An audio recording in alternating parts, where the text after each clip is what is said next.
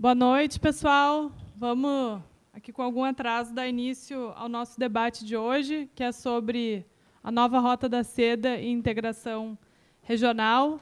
Lembrando que esse já é o terceiro bloco do nosso ciclo de debate, que iniciou lá em abril, com o tema de desenvolvimento nacional e infraestrutura, depois passou por identidade nacional e agora inserção internacional do Brasil.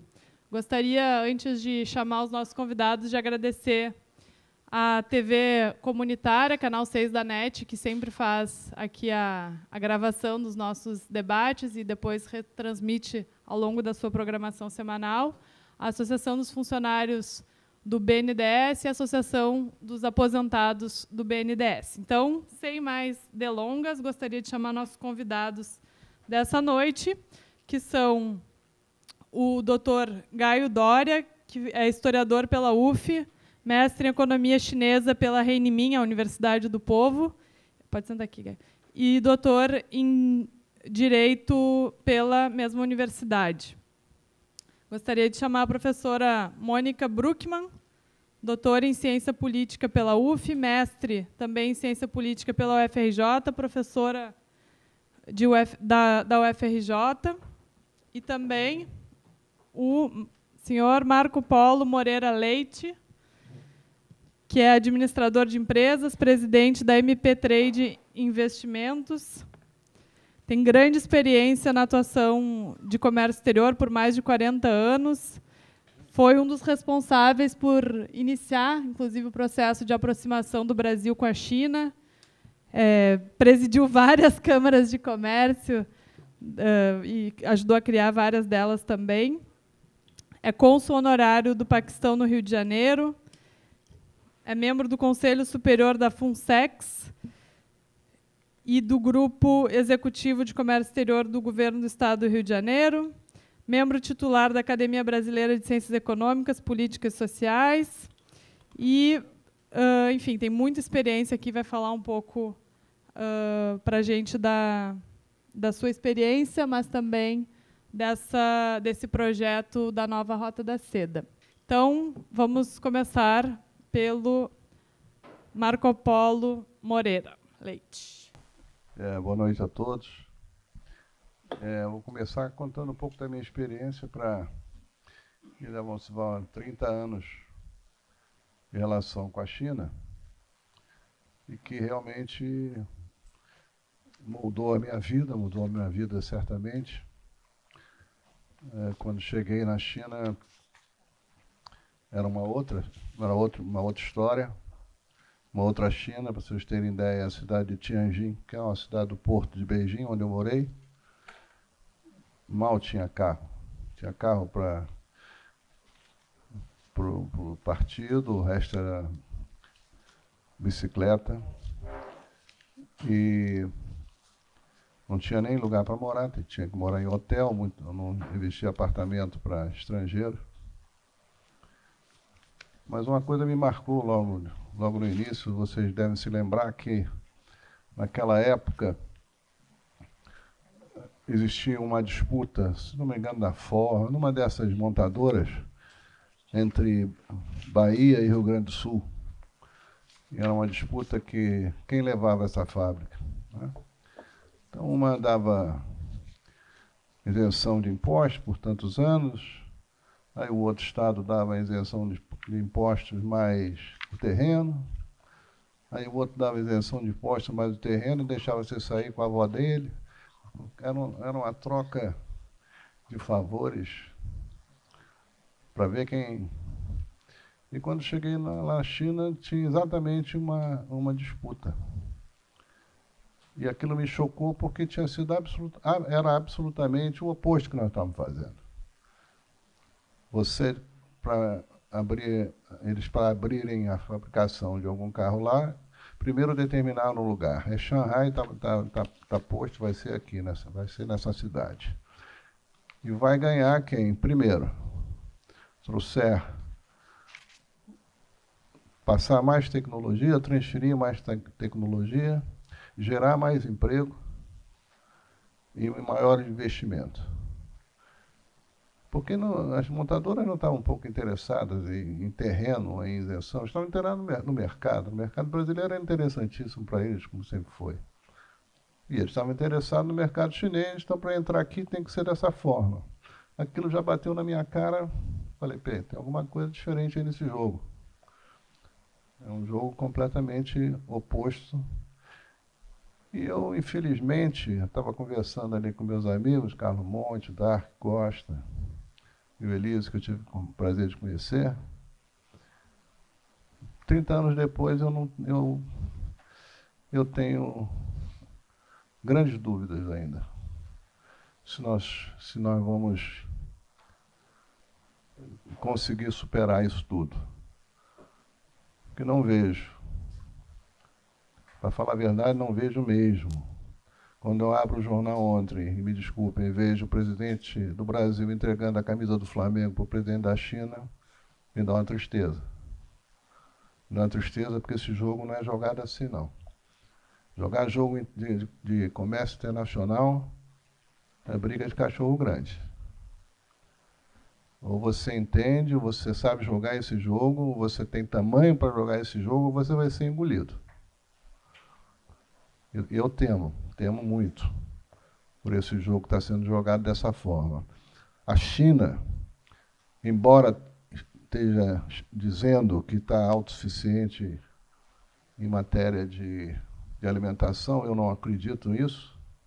Eu conheço mais cidades na China do que conheço no Brasil.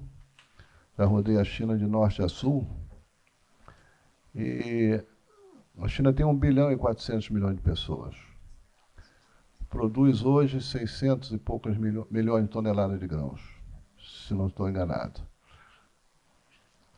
3 vezes mais que o Brasil. Só que essa equação não bate.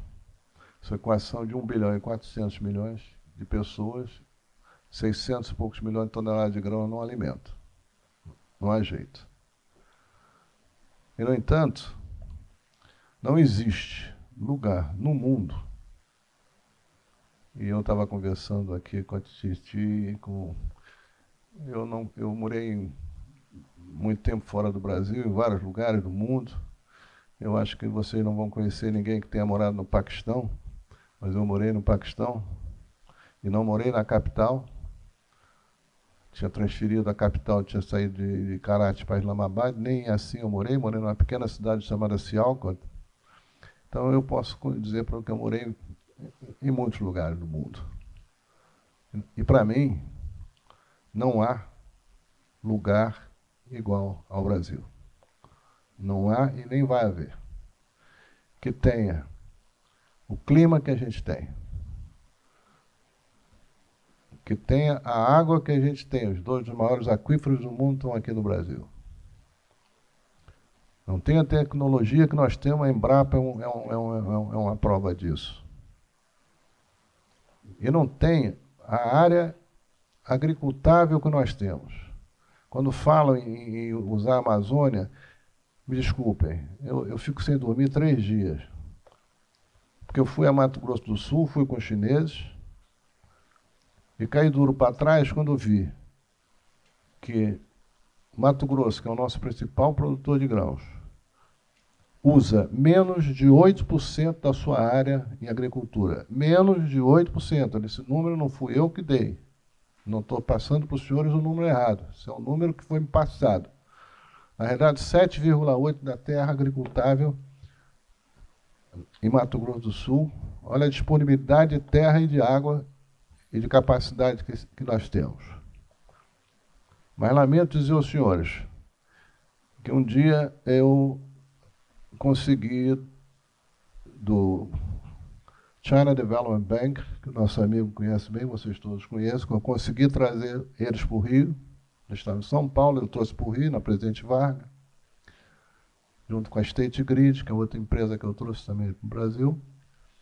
Enfim, eu levei para o governo chinês e para o China Development Bank uma proposta de fazer, em vez de sair de caminhão, a produção de grãos do centro-oeste brasileiro, em vez de sair por São Paulo, por Santos ou por Paranaguá,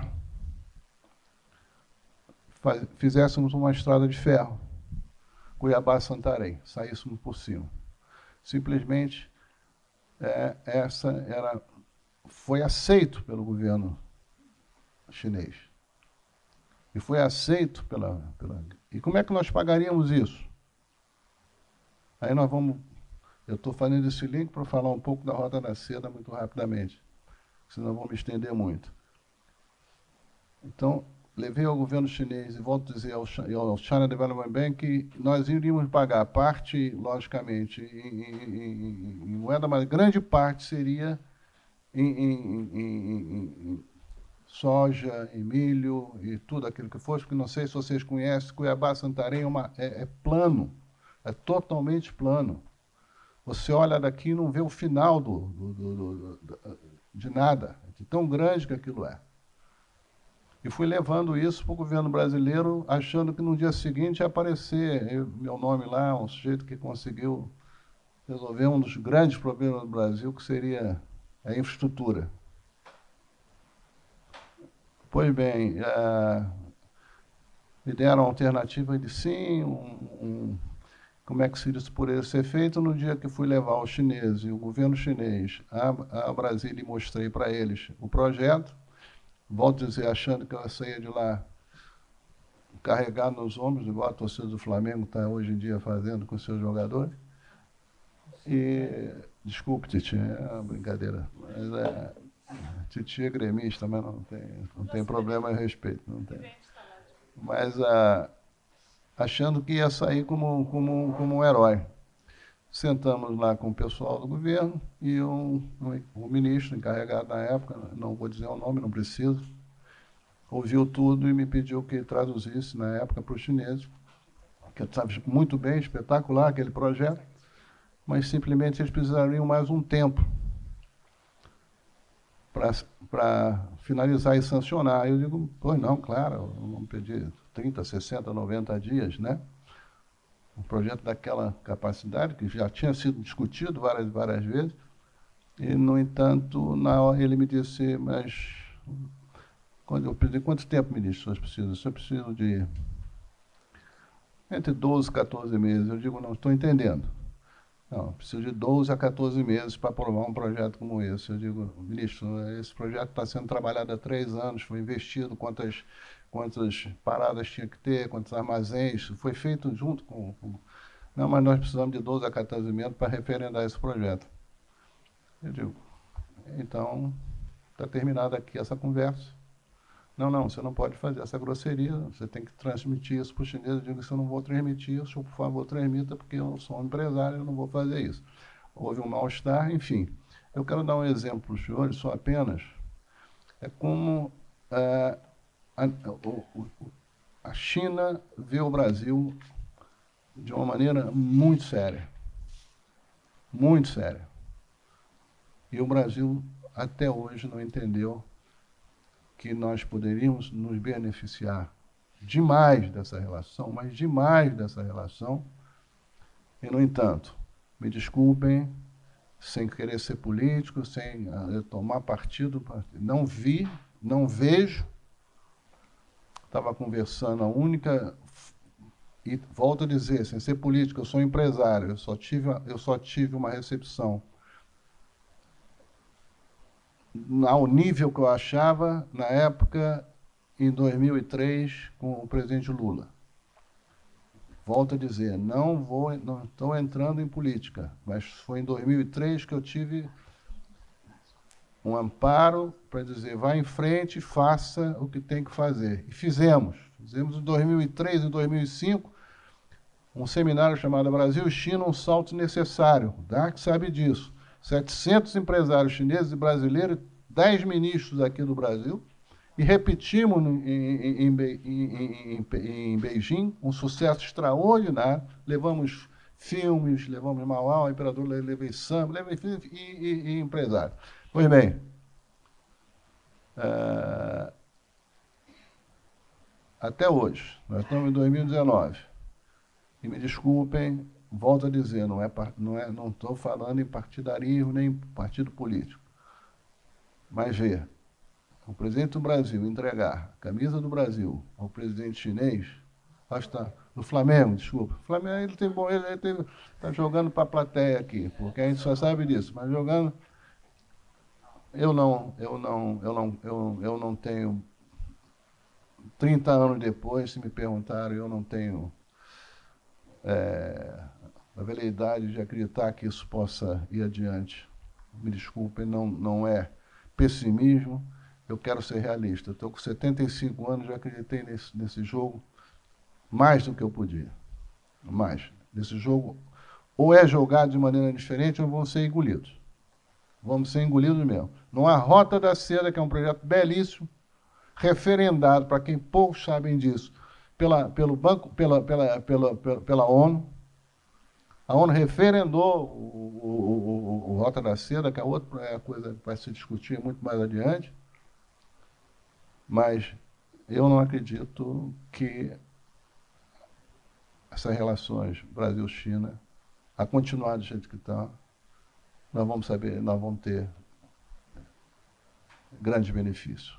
Peço desculpa, mas é a minha opinião e eu não posso fugir dela. Obrigado.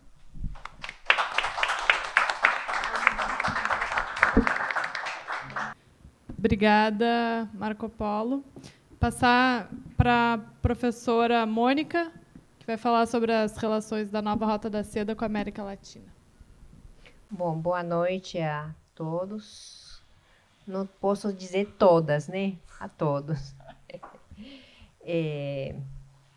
É uma grande satisfação estar nesse debate. Obrigado, Dark, pelo convite. Eu acho que é um tema que tem estado em pauta cada vez com maior frequência e se aproximando da importância que ela tem. Eu acho que ainda está muito fora das nossas agendas, dentro da academia, fora da academia, a importância que tem a nova Rota da Seda como projeto que está reconfigurando o continente euroasiático.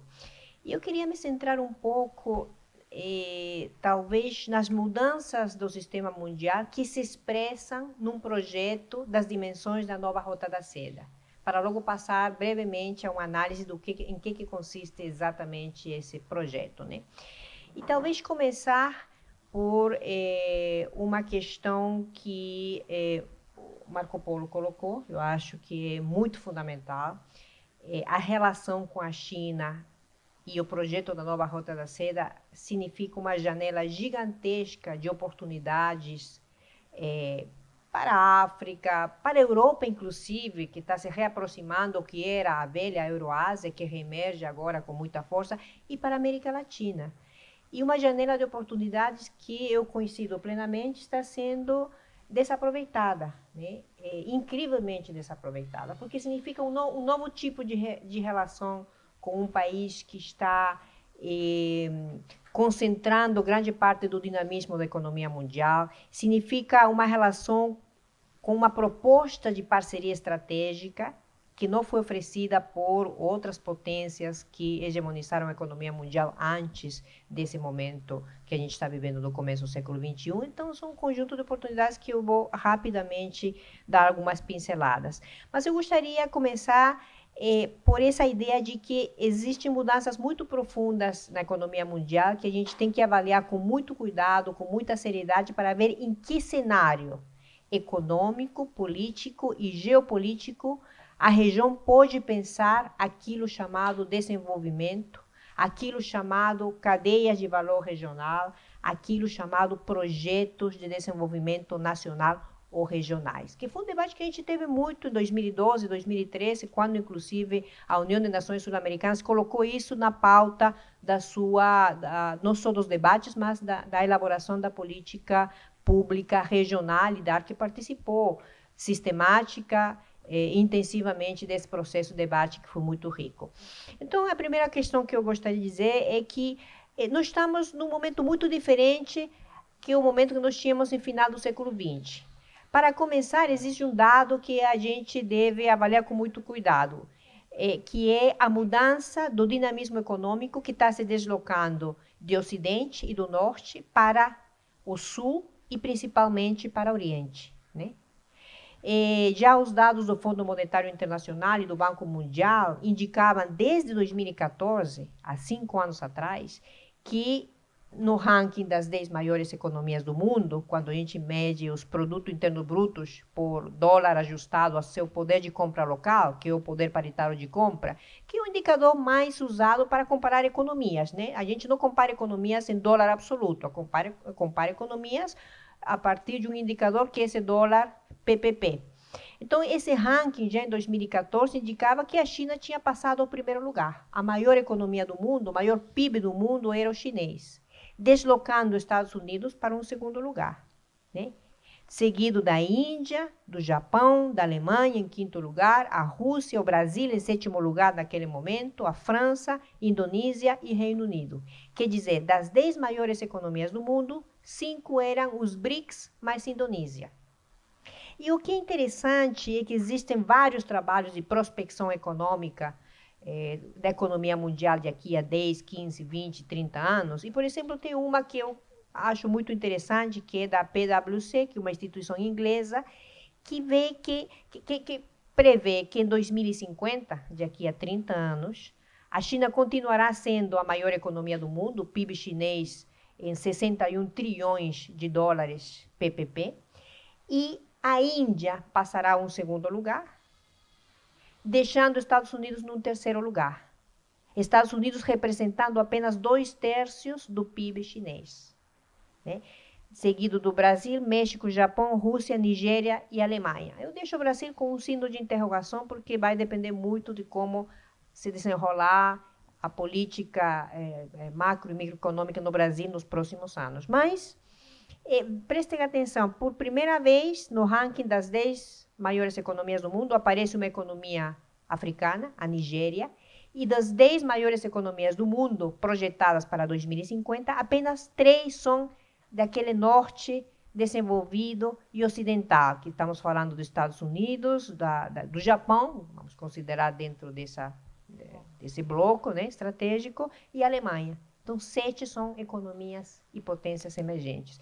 Eu acho que essas são mudanças muito profundas. E são mudanças não apenas em termos econômicos, mas também são mudanças em termos de capacidades locais de produção científica e tecnológica, capacidades de produção de grupos de cientistas que vão sustentar os processos de industrialização, as formas em que a gente vai enfrentar essa industrialização. Nós estamos falando já de revoluções importantíssimas nas tecnologias de informação e comunicação, etc.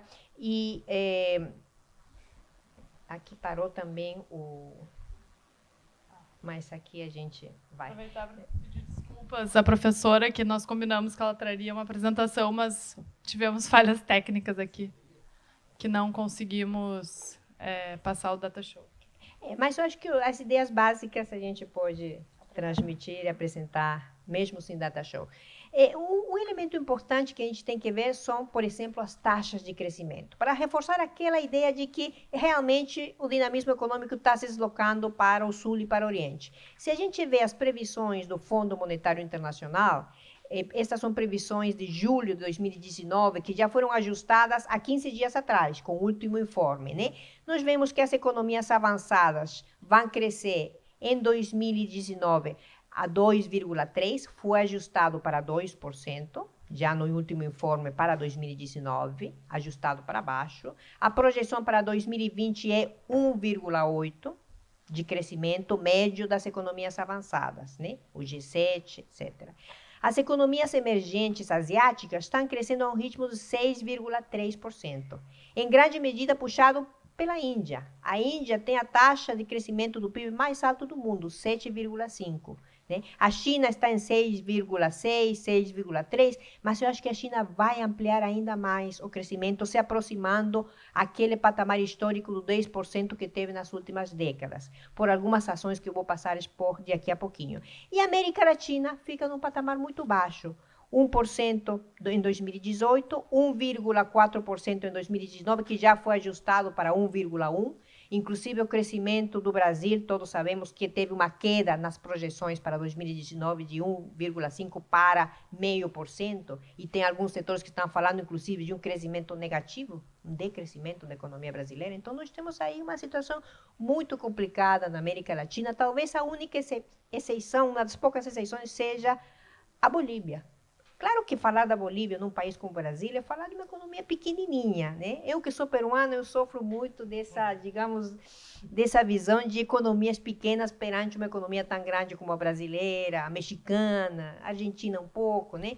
Mas a Bolívia é muito interessante, porque a Bolívia é um dos poucos países da região, o único talvez, que está crescendo a um patamar que se aproxima aos 5% ao ano, o PIB boliviano. E é um país que está desenvolvendo uma política monetária extremamente interessante.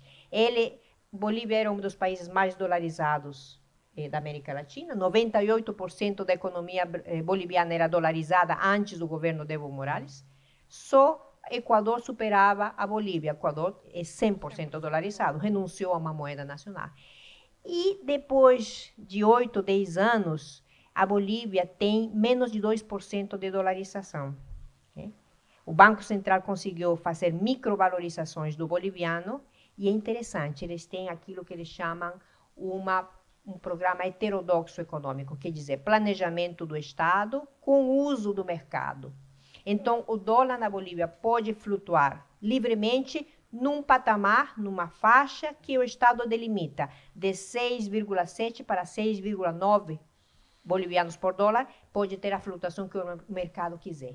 Então, eles têm conseguido uma desdolarização e uma revalorização do boliviano, que tem tido um impacto muito importante, né? Com essas taxas de crescimento, com uma visão estratégica do Banco Central como instrumento de uma política econômica de longo prazo, uma visão de soberania em relação a seus recursos naturais fundamentais, como o lítio, por exemplo, né? Bolívia tem 74% das reservas mundiais de lítio, e o lítio não é qualquer coisa. O lítio é o minério que é utilizado para fabricar as baterias recargáveis de todos os dispositivos eletrônicos que se produzem e consomem no planeta. Então, digamos, é um minério extremamente estratégico, junto com outros minérios que o Brasil também tem, né?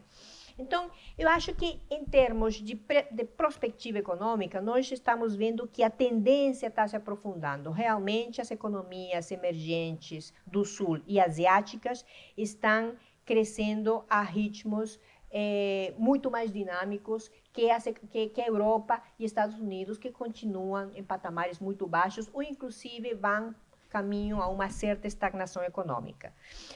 Um elemento talvez interessante para ver como é que isso está acontecendo em termos da produção científica e tecnológica é um dado que eu queria apresentar aqui a vocês, mas eu vou relatar, que são os cientistas nas ciências exatas e engenheiros que se graduam ano a ano no planeta. Aqui os dados são de 2012 e a tendência se aprofunda para 2019. Mas em 2012, dos 6,4 milhões de cientistas nas ciências exatas de base e as engenharias que se graduaram no mundo como primeira graduação, 23,4% se graduaram na China e 23% na Índia. Quer dizer, 46,3%, praticamente metade dos cientistas do mundo estão se graduando em 2 países asiáticos, China e Índia. A União Europeia está formando 11,5% desses cientistas, Estados Unidos 9,2%, Brasil 1,9%, provavelmente vai desaparecer dessa pizza se continuar a política do governo atual em relação à educação pública e à universidade no Brasil. Né? A Rússia 5,1%, Japão, Coreia do Sul, Taiwan 8,1%.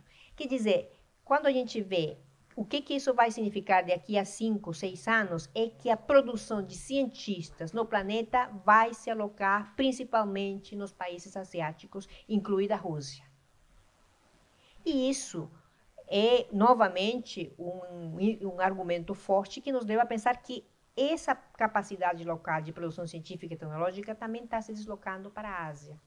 E se a gente leva em consideração a relação estratégica de parceria entre a China e a Rússia, inclusive no âmbito do parque tecnológico industrial militar, nós estamos perante um fato de grande envergadura.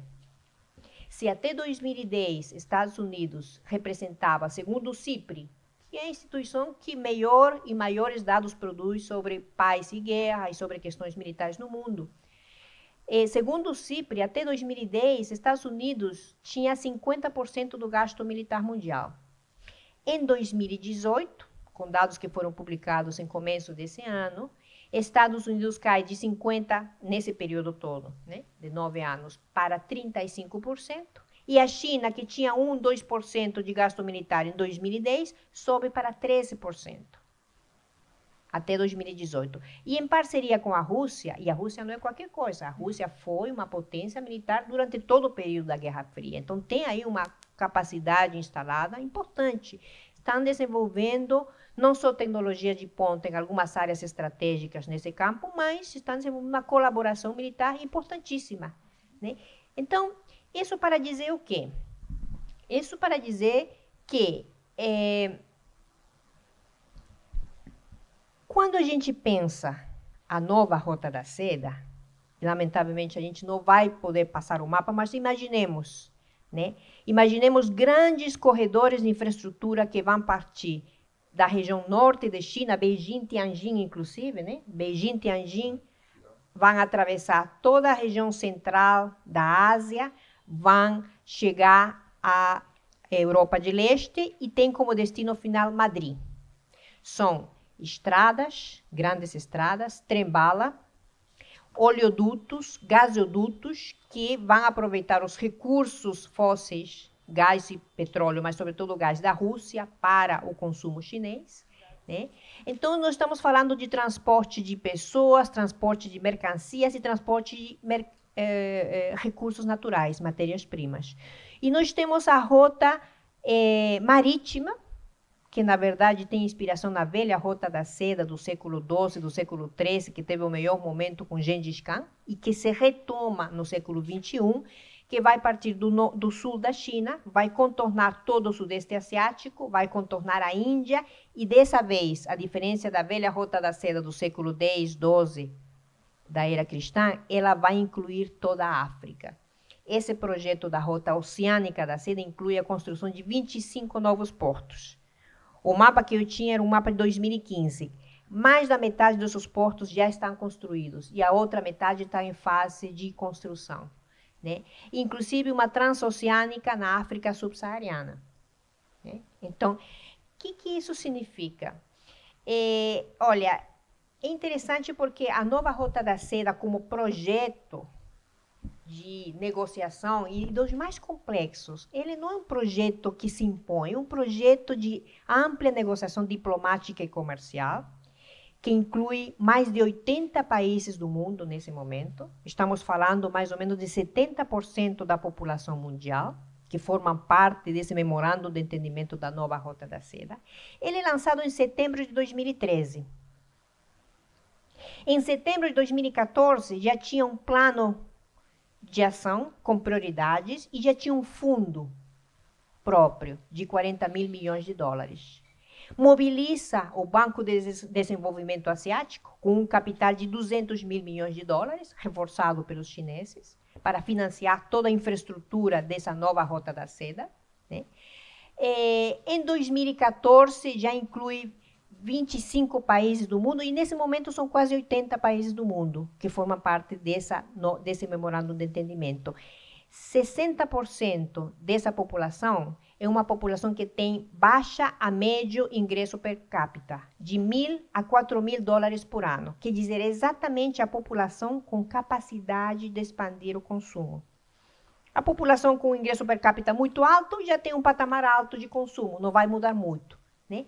E a população com um ingresso per capita muito baixo vai ter uma tendência a se converter em classe média também, porque aqui nós temos que levar em conta algumas questões da política interna chinesa. Em primeiro lugar, nas resoluções do último congresso do Partido Comunista Chinês de outubro de 2017, eles, entre as resoluções finais, colocaram como meta acabar com a miséria e a pobreza na China em 2030. O que isso significa? Se falava de 800 milhões de pessoas que tinham sido retirados da condição de miséria, né? Isso significa, em termos econômicos, uma ampliação gigantesca do mercado interno chinês, né? E isso é uma decisão política, porque a China, com a crise de 2008, perdeu 20 milhões de empregos, com a desaceleração da economia mundial. Eles iniciaram uma política de construção de infraestrutura, construíram cidades inteiras fantasma, sem população, para criar empregos. Era mais fácil ter construções de cidades e de estradas, etc., que não eram utilizadas, e eles conseguiram criar 27 milhões de empregos do que suportar 20 milhões de desempregados, né, desde o ponto de vista social e econômico. Então, a China sabe que o crescimento do mercado interno é uma estratégia para se proteger perante a vulnerabilidade da economia mundial, né? Primeira questão.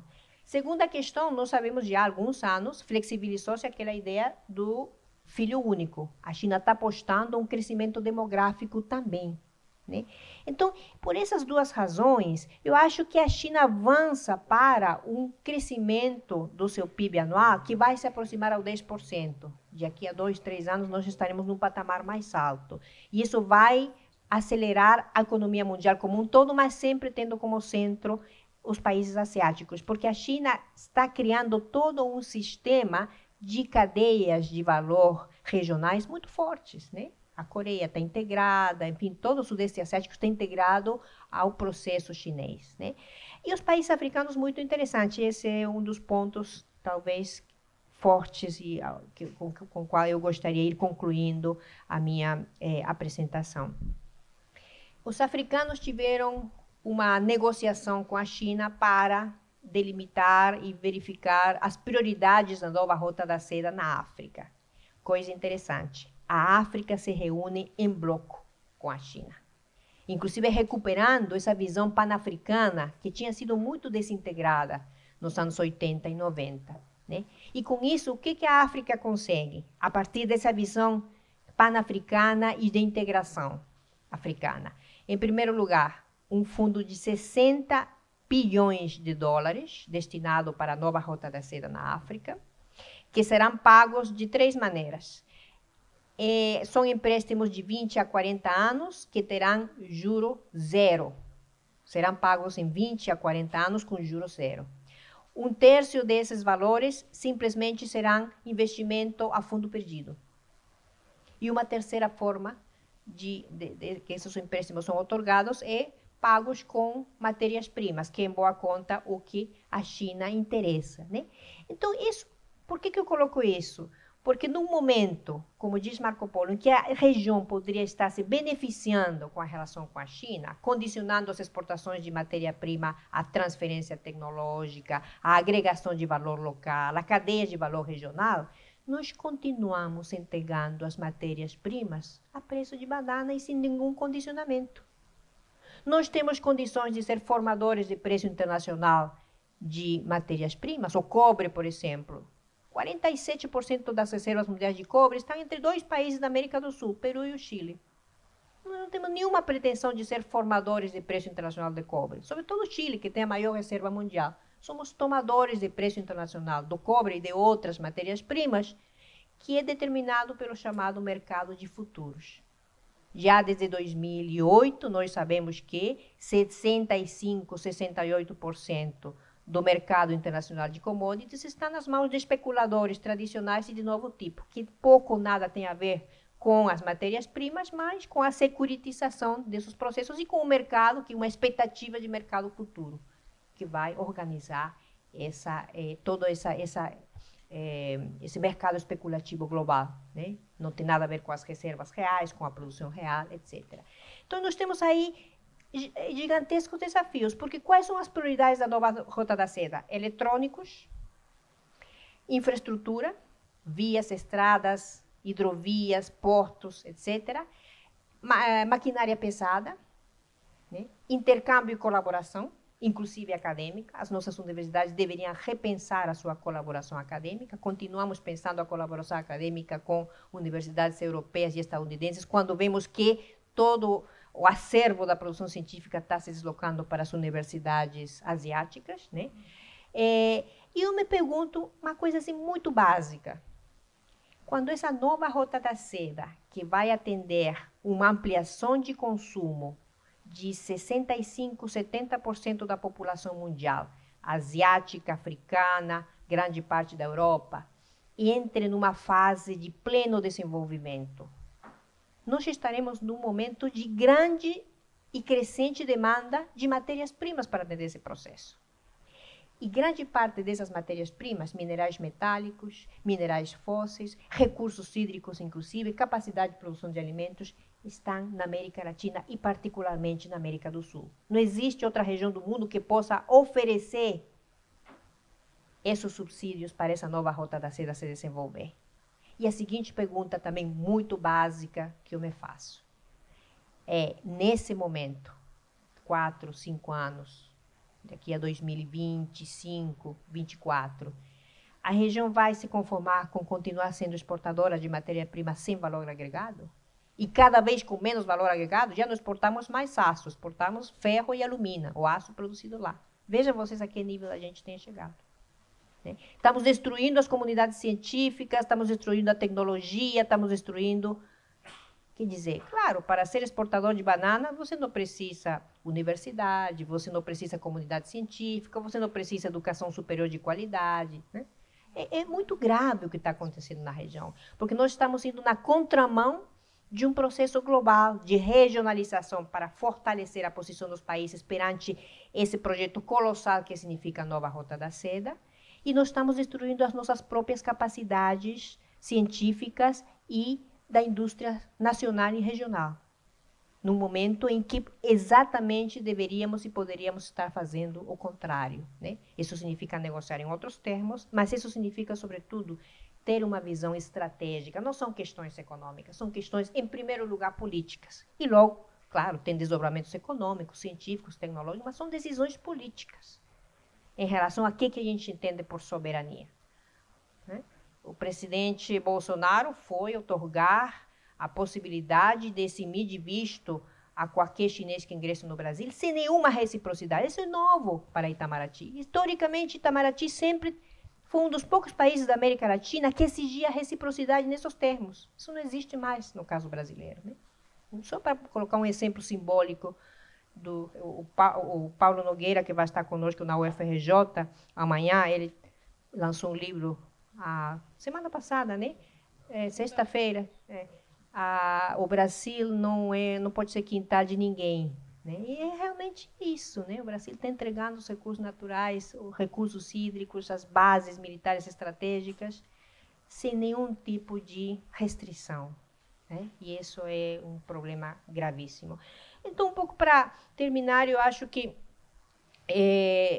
essas oportunidades existem. A China tem uma política para a América Latina que foi criada em 2008, aprimorada em 2011 e 2016, onde ela diz textualmente: a China interessa desenvolver relações de colaboração, de cooperação, de benefício recíproco sob 5 princípios de coexistência pacífica: não intervenção, respeito à soberania, colaboração, etc.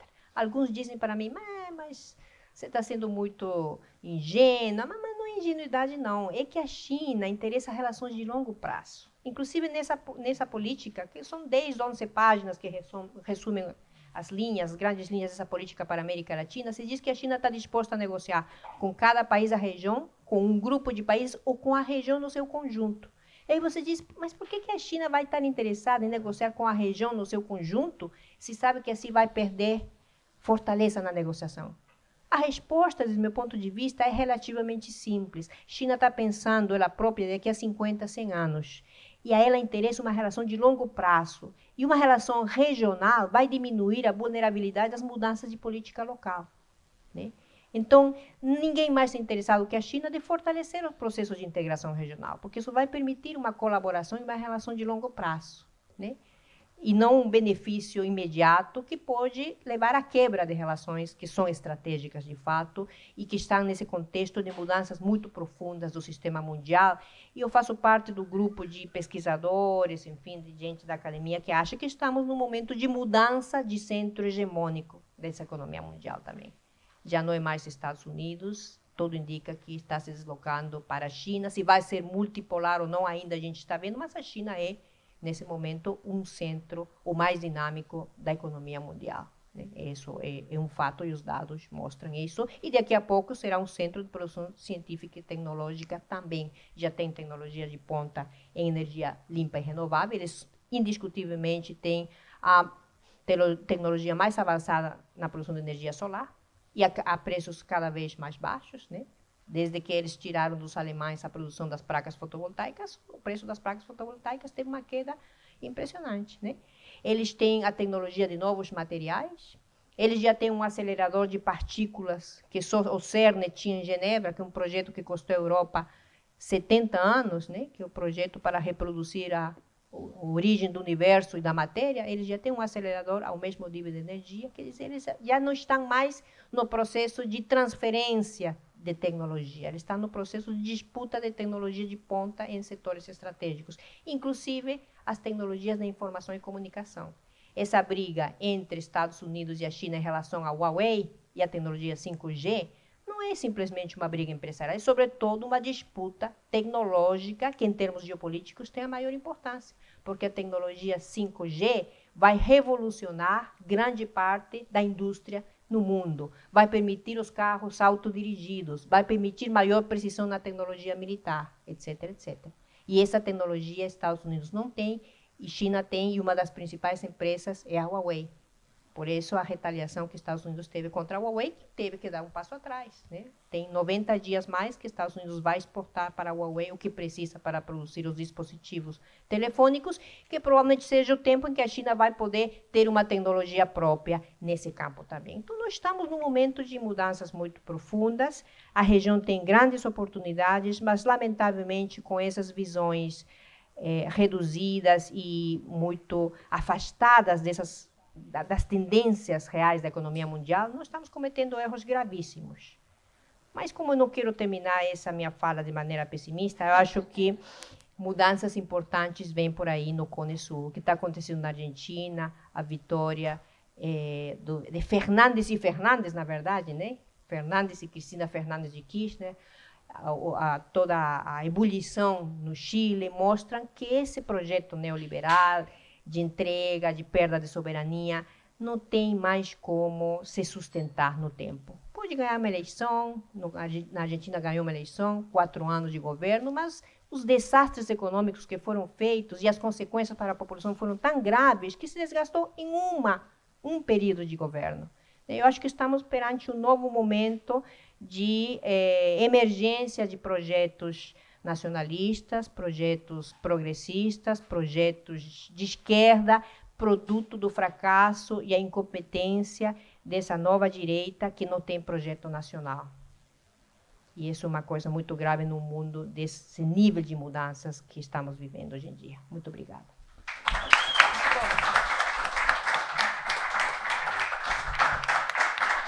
Obrigada, professora Mônica. Muito boa a exposição. Vou passar agora para o nosso amigo Gaio Doria, o Gaio que também viveu muito tempo na China, né, se formou mestre e doutor lá na China, e agora trabalha numa das grandes estatais chinesas, aqui no Brasil, obviamente. Então, Gaio. Está funcionando ok. Bom, primeiro é uma grande responsabilidade dar prosseguimento a uma exposição dessa, né? E como último expositor, eu sempre acho que tem uma responsabilidade também de tentar agregar as duas falas anteriores, né? E eu vim para falar um pouco não só da minha experiência na China, mas também do caminho chinês, do que é a China, da Rota da Seda e, principalmente, da sua correlação com o Brasil, né? Eu queria começar, talvez voltando um pouco no tempo, para a década de 70, em que os chineses vinham aqui no Brasil e ficavam impressionados com o desenvolvimento do Brasil. Eles falavam, poxa, eu quero que a China seja igual ao Brasil.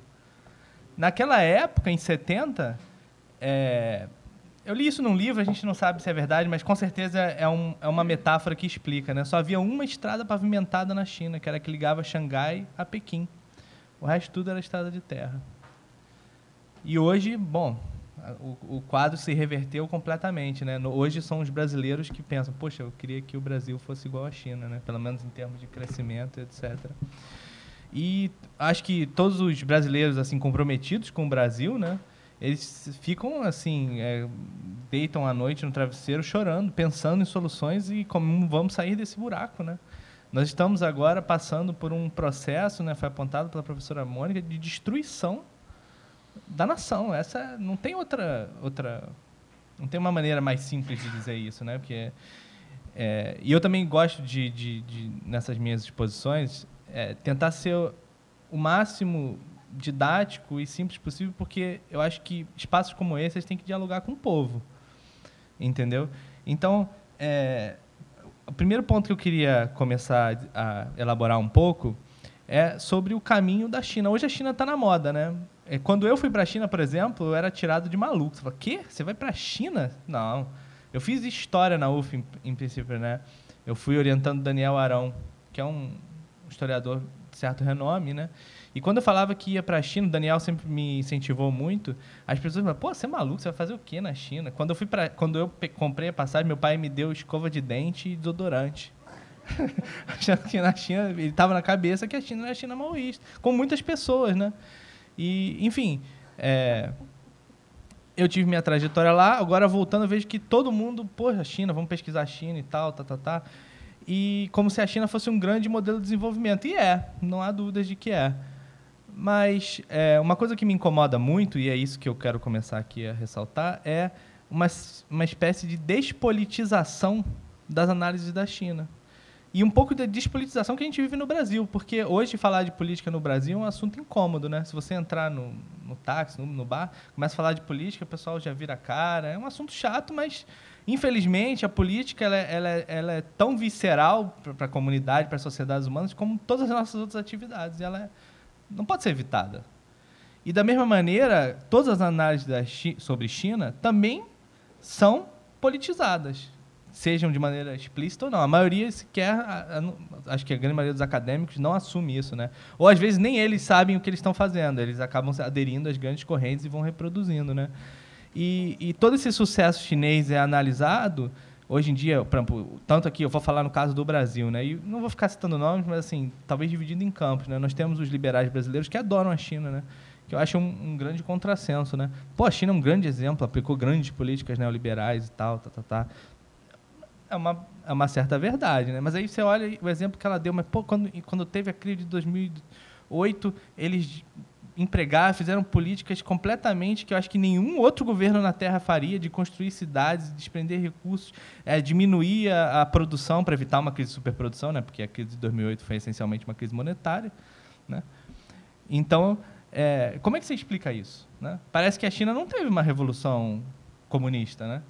E eu não quero entrar aqui nesses debates que é o que eu chamo do marxismo ocidental, né? Que é um marxismo muito apaixonado, dogmático, em que, principalmente aqui no Brasil, né, os comunistas brasileiros eles gostam de taxar se a China é comunista ou não, né? Ele não é capaz, talvez, de ganhar uma eleição de condomínio, mas ele já é proficiente suficiente para dizer que o Partido Comunista, que tirou 800 milhões, não é socialista, né? E isso não pode ser um debate, digamos assim, moral e apaixonado, mas um debate elencado em fatos, entendeu? E isso tem uma série de problemas que acho que seria impossível, né, dar conta aqui, mas assim, eu quero chamar a atenção para alguns absurdos, né? Que primeiro foi essa tese do fim da história, né? Em que o fim da nossa sociedade ela estaria exatamente na economia de mercado liberal e na democracia liberal, né?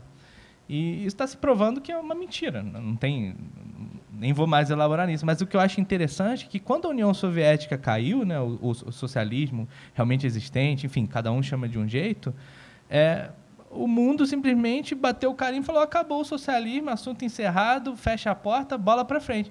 Mas espera aí, se você somar as populações da União Soviética com todo os países que foram socialistas, de orientação marxista-leninista, não dá a população da China. Mas a China continua com o Partido Comunista. Não, fica tranquilo que dá 5 anos aí vai cair. Era esse o diagnóstico, né? E isso não aconteceu. Não só não aconteceu, como a China aprofundou, né, vamos dizer assim, o sistema marxista-leninista, a moda deles, na China e continua elaborando suas conclusões teóricas aí, quer nós gostemos ou não, entendeu? É muito importante destacar isso. Por quê? Por exemplo, você vai pegar hoje o Xi Jinping. Hoje a China vive um reativamento do marxismo. Se você fala isso no Brasil aqui, as pessoas pensam, pô, que isso? Não é. O marxismo é considerado uma filosofia, uma disciplina de nível 1. Assim como nós aqui temos as nossas metas, em que, por exemplo, as ciências exatas, em geral, elas recebem mais recursos que as ciências humanas, na China não é diferente, o marxismo ele é do mesmo nível das ciências exatas. Quer dizer, física, química, matemática, marxismo, engenharia, todos recebem o mesmo dinheiro. Aí entra história, etc., relações internacionais. O Xi Jinping, por exemplo, ele é doutor em filosofia marxista. Então, como é que você explica isso tudo, né? Eu acho que é importante trazer isso para dizer aqui, que a China ela tem um caminho de desenvolvimento nacional, tem um projeto de desenvolvimento nacional, tem um programa bem claro definido. Se você for pegar desde a fundação da República até os dias atuais, com todos os seus erros e acertos, você vai ver que tem um programa e esse programa é minimamente cumprido. E quando está errado, é corrigido. É isso. Eu não vou discutir se a China é socialista ou não, não é isso. A China tem um caminho, ela se propõe num caminho, dentro de pode, se você quiser colocar que é uma fantasia, e ela segue isso. E nós, no Brasil, não temos isso. Nós não sabemos o que somos, o que queremos e onde que vamos chegar. Nós estamos à deriva. Então, essa é a lição que a China tem para a gente, né? E, bom, a China ela coloca essa questão do socialismo e ela, a partir desse corpo teórico que ela construiu, ela tem uma visão de mundo. E ela trabalha com... E aí é por isso que eu fiz aquele paralelo, né, com o fim da história, porque nós ocidentais somos muito arrogantes, né? A gente simplesmente decretou o fim do socialismo, sendo que o maior país socialista que existia na época não tinha acabado. E nós estamos falando de uma cultura de 5.000 anos que tem cultura política própria, filosofia, história, quase que em desenvolvimento paralelo à nossa. Mas como eu digo nós porque eu nem considero o Brasil parte disso, né? Mas nós, de certa forma, apesar de eu não acho que o Brasil seja parte do Ocidente, né? Pelo menos como a academia costuma tratar, mas nós temos uma tradição judaico-cristã e comungamos de valores comuns e estamos sempre, pelo menos, na retaguarda desse mundo, né? Como esse mundo controla todas as instituições, ele simplesmente tem o poder normativo de dizer o que é e o que não é, né? Então, voltando a essa questão, a China elaborou todo um discurso, um corpo teórico, em que ela vai falando e a gente não consegue ouvir. A verdade é essa, a gente não consegue ouvir. Porque quando a pessoa fala, destino, comunidade de destino compartilhado, fala, pô, não, isso não existe, não existe. Vem logo o cinismo, né? Sempre tem alguém que está ganhando e tal, não sei o que lá. Aí, se você fala assim, não, a China, o imperialismo e não sei o que e tal, usa todo aquele jargão clássico marxista, aí o cara consegue, não, agora você já está falando minha língua, não, realmente, a China é isso e isso, suas contradições, etc, etc. Então, assim, a China tem sua maneira de se expressar e a gente tem que aprender a ouvir isso, né?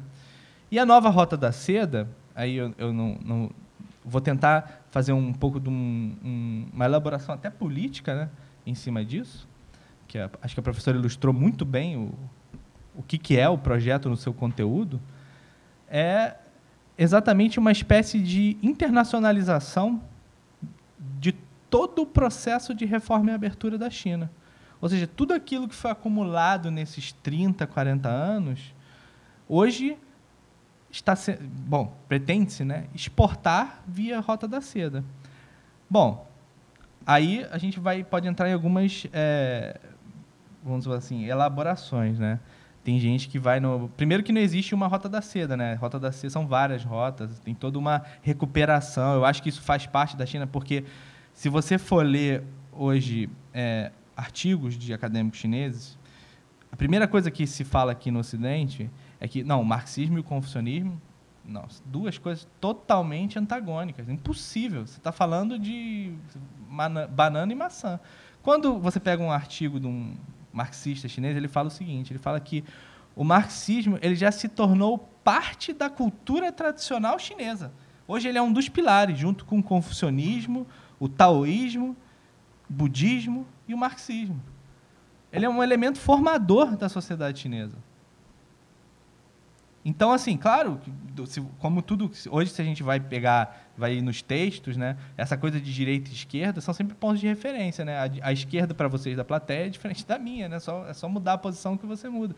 E você tem essas categorias, você vai achar contradições evidentes, mas assim, no processo contínuo da história, sendo todas as suas contradições, eles foram se casando e seguindo adiante. Entendeu? Claro que cabe estudos de minuciar, etc, mas é um pouco por aí. E, bom, aí, por que eu estou falando isso? Porque sempre tem essas recuperações históricas da China, né? E a Rota da Seda é um pouco isso. A China, ela quer recuperar o tempo em que ela era um centro do mundo.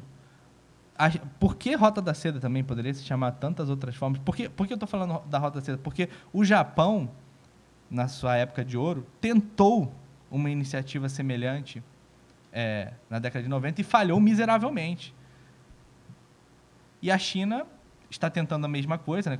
Eram projetos de infraestrutura, teoricamente, para integrar ali a Ásia, que era, eu esqueci agora o nome do banco japonês que foi fundado, se eu não me engano, me fugiu da cabeça, mas assim, a China está fazendo a mesma coisa, mas está chamando de nova Rota da Seda. Isso no momento inicial, né? Porque a Rota da Seda ela nasceu principalmente como uma proposta de integração regional ali da Ásia, né?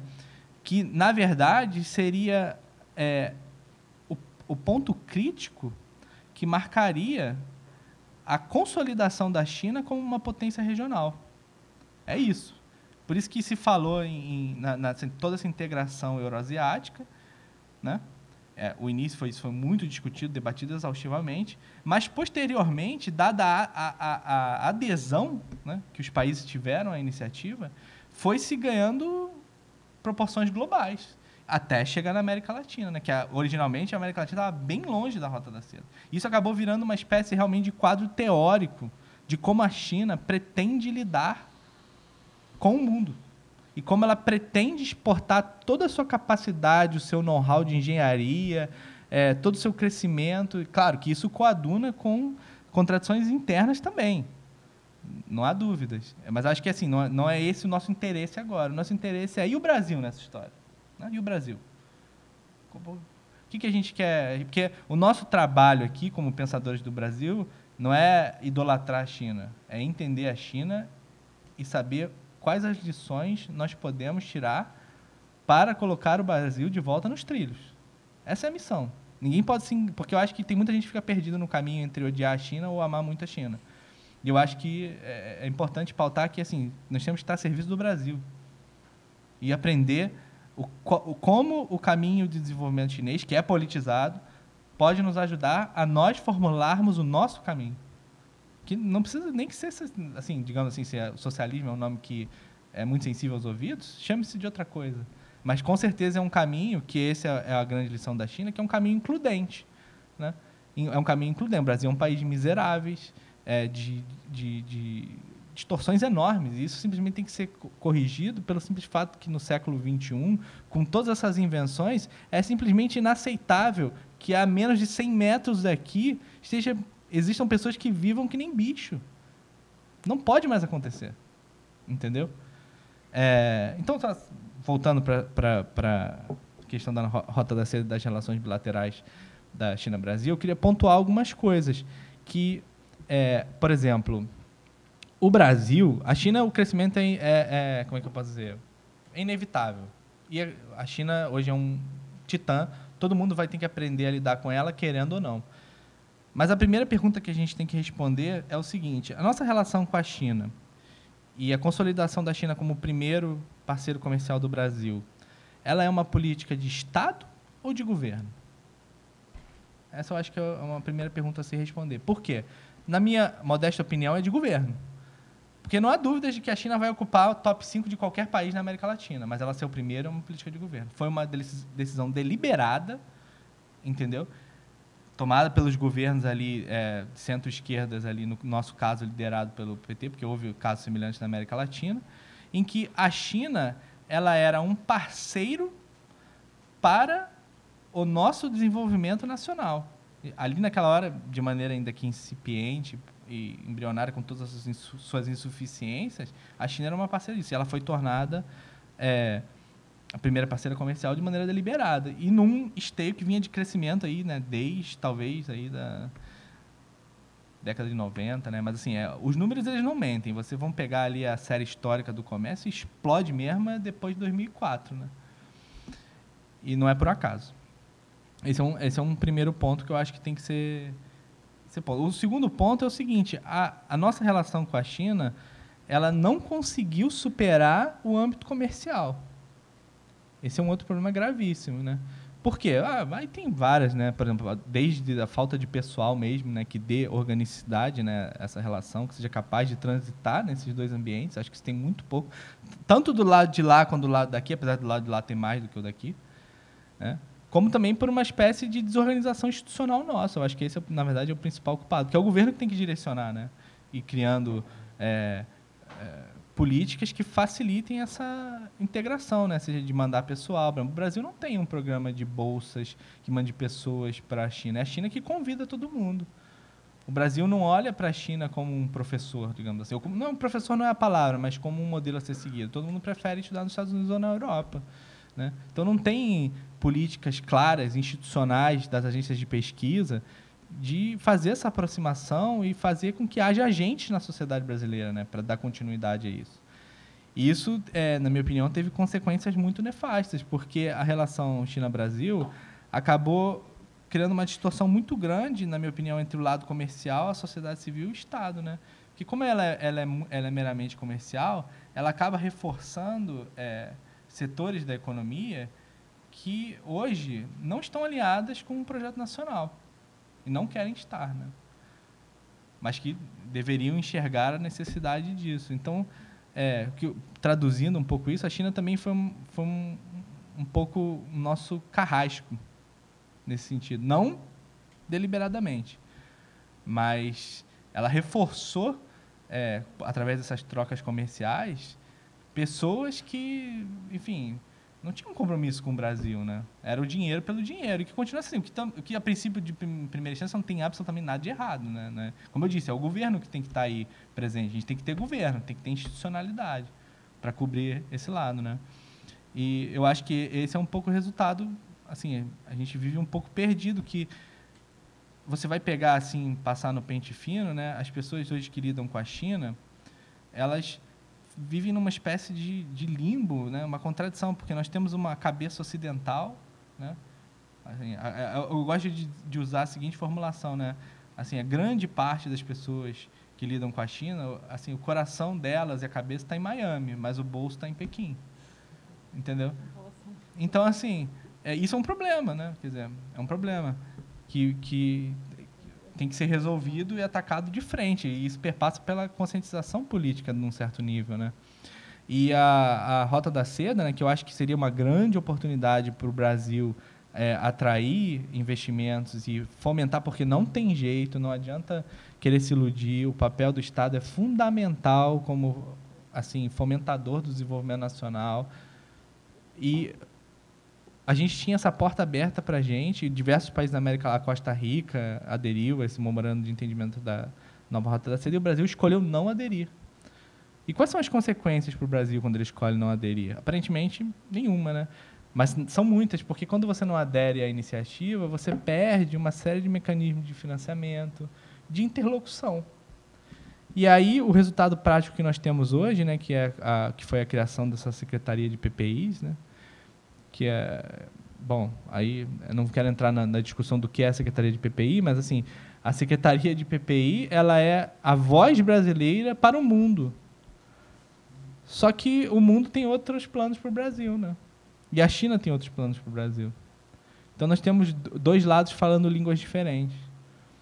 Enfim, assim, eu fiz essa exposição um pouco mais geral, né, para tentar dar um pouco uma costurada e dar sentido a tudo isso que a gente está vivendo, que eu acho que isso que é o mais importante, né? Não adianta a gente ficar falando a China desenvolveu a política, o Congresso do Partido disse tal coisa, tal, mas tá, e o que isso significa? E o que a gente pode tirar de lição disso para nós? Então, assim, nós hoje estamos em posição desfavorável com relação à China. Não é juízo de valor, porque nós não sabemos o que queremos, né? Isso vem disso que eu estou te dizendo, que eu expus, de que nós não temos um projeto nacional claro, não sabemos o que queremos, porque tem muito político que fala, projeto nacional de desenvolvimento, tudo bem, concordo, e aí, qual? A utilização dos bancos públicos, não, tudo bem, isso é uma política, mas qual é o nosso programa? Onde é que a gente quer chegar? Qual é a nossa visão de mundo? Né? Essas pessoas que elas estão no poder, na verdade, elas fazem parte de um programa maior, né? Essa é a minha modesta opinião, porque só pode, né? E esse programa perpassa por reinserir o Brasil num determinado posicionamento, né? Que já era antigo, e isso está em curso. Agora, cabe a nós, né? Eu digo, intelectuais progressistas, intelectuais, sair, mas principalmente dialogar com o povo, né? Porque, infelizmente, né, a história já demonstrou que intelectual sozinho não faz absolutamente nada, né? Então, é preciso falar a língua do povo e mostrar para eles que eles são beneficiados, não ficar com raiva do povo, porque esse processo que a gente viveu no Brasil, ele é um processo muito confuso, né? É difícil você entender, porque a gente vive nessa era de fake news, que não é, na verdade, a fake news ela sempre existiu, né? Na Revolução Francesa, ficava lá os agitadores distribuindo papelzinho de fofoca, né? Ela só ganhou outras proporções e outras rapidezes, né? Mas, assim, ela não é uma coisa exatamente nova na política. Então, mas ela triunfa porque nós não temos organização para resistir a ela. Então, a verdade, assim, a verdade que, na verdade, não existe verdade absoluta, mas, assim, a verdade que seria onde queremos chegar, né, ela não existe. Então, ficamos perdidos à deriva. Então, era mais ou menos isso que eu gostaria de falar, né, para elaborar um pouco aí, agradecer a oportunidade de participar, falar aqui com você. Acho que esse é um espaço importante, né? Pensar o Brasil é uma coisa rara hoje, né? Eu fiquei muito feliz até de saber que, né, o BNDES é envolvido nisso, porque o BNDES realmente é um dos esteios do desenvolvimento brasileiro. E, enfim, agradeço aí, boa noite. E estou aberto a dúvidas. Obrigada, Gaio. Bom, pessoal, como já é de costume, abriremos aqui uma rodada de perguntas. O Dark, como de costume, está inscrito. Nosso presidente. Primeiro, gostei muito da exposição de vocês e acho que se completou, né?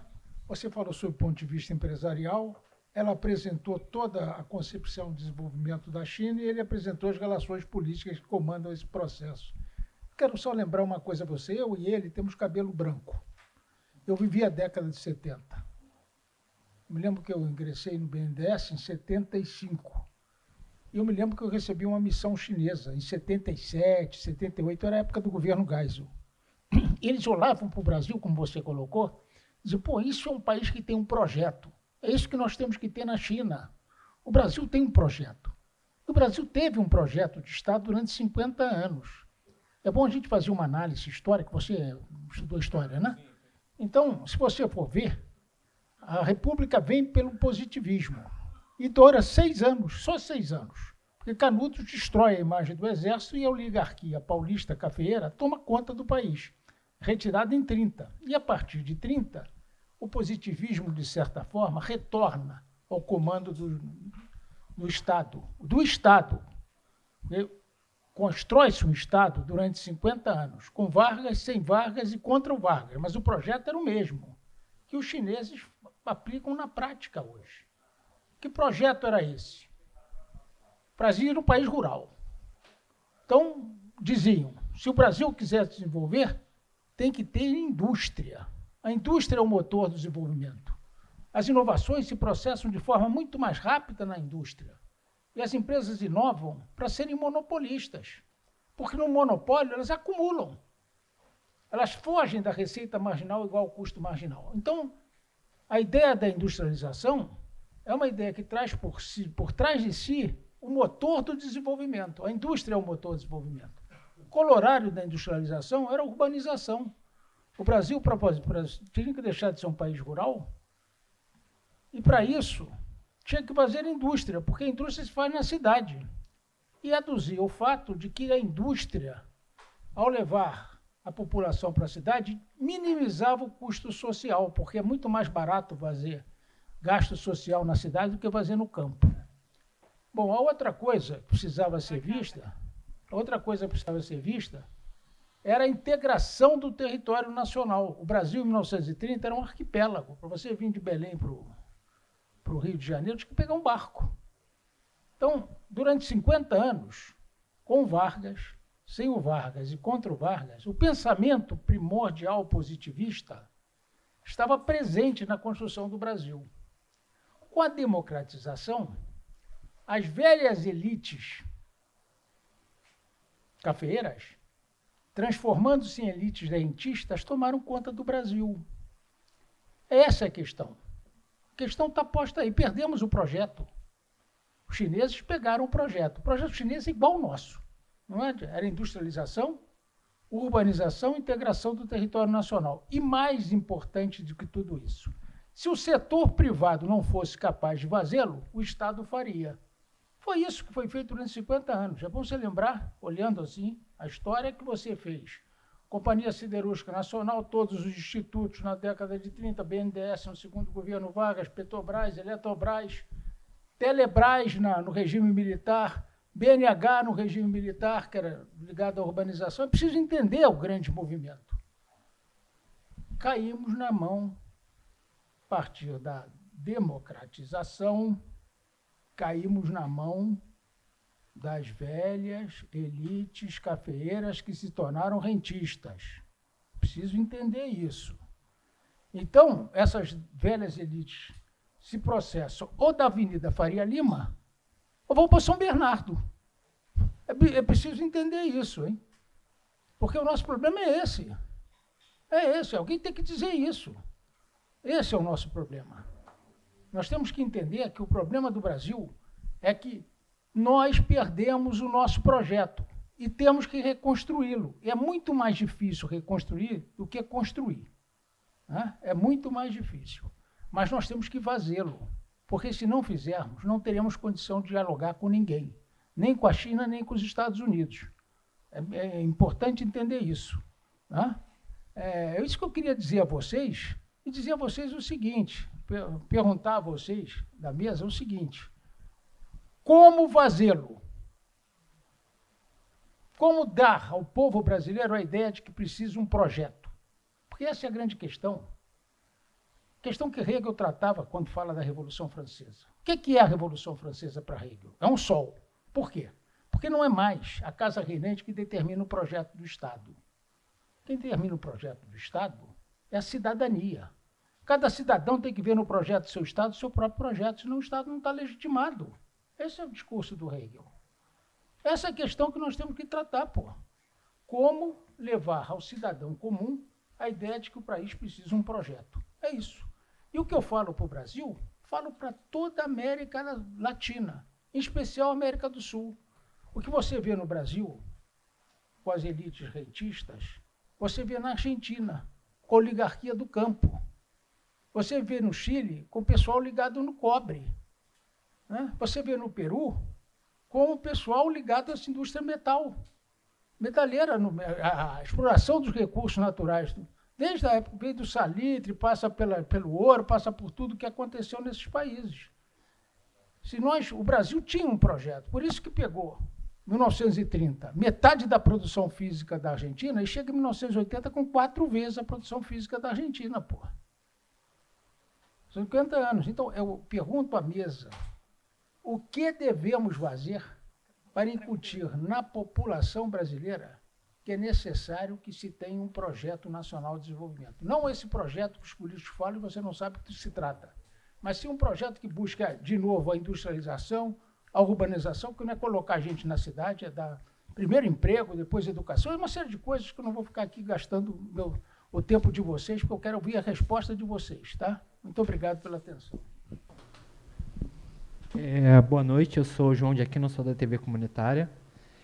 Eu gostaria de perguntar para vocês, caso vocês saibam, deixar perguntado, vou deixar 2 pontos, eu tenho mais, mas eu acho que pode não ter muito a ver. O primeiro é que, pelo menos das minhas lembranças de infância, até uns 10 anos atrás, o produto chinês era associado a produto de baixa qualidade.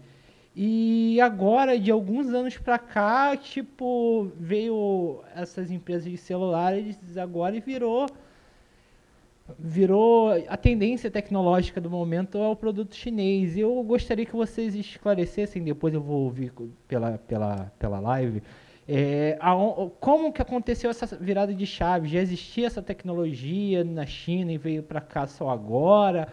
Ou se é uma coisa de desenvolvimento tecnológico do país através dos tempos?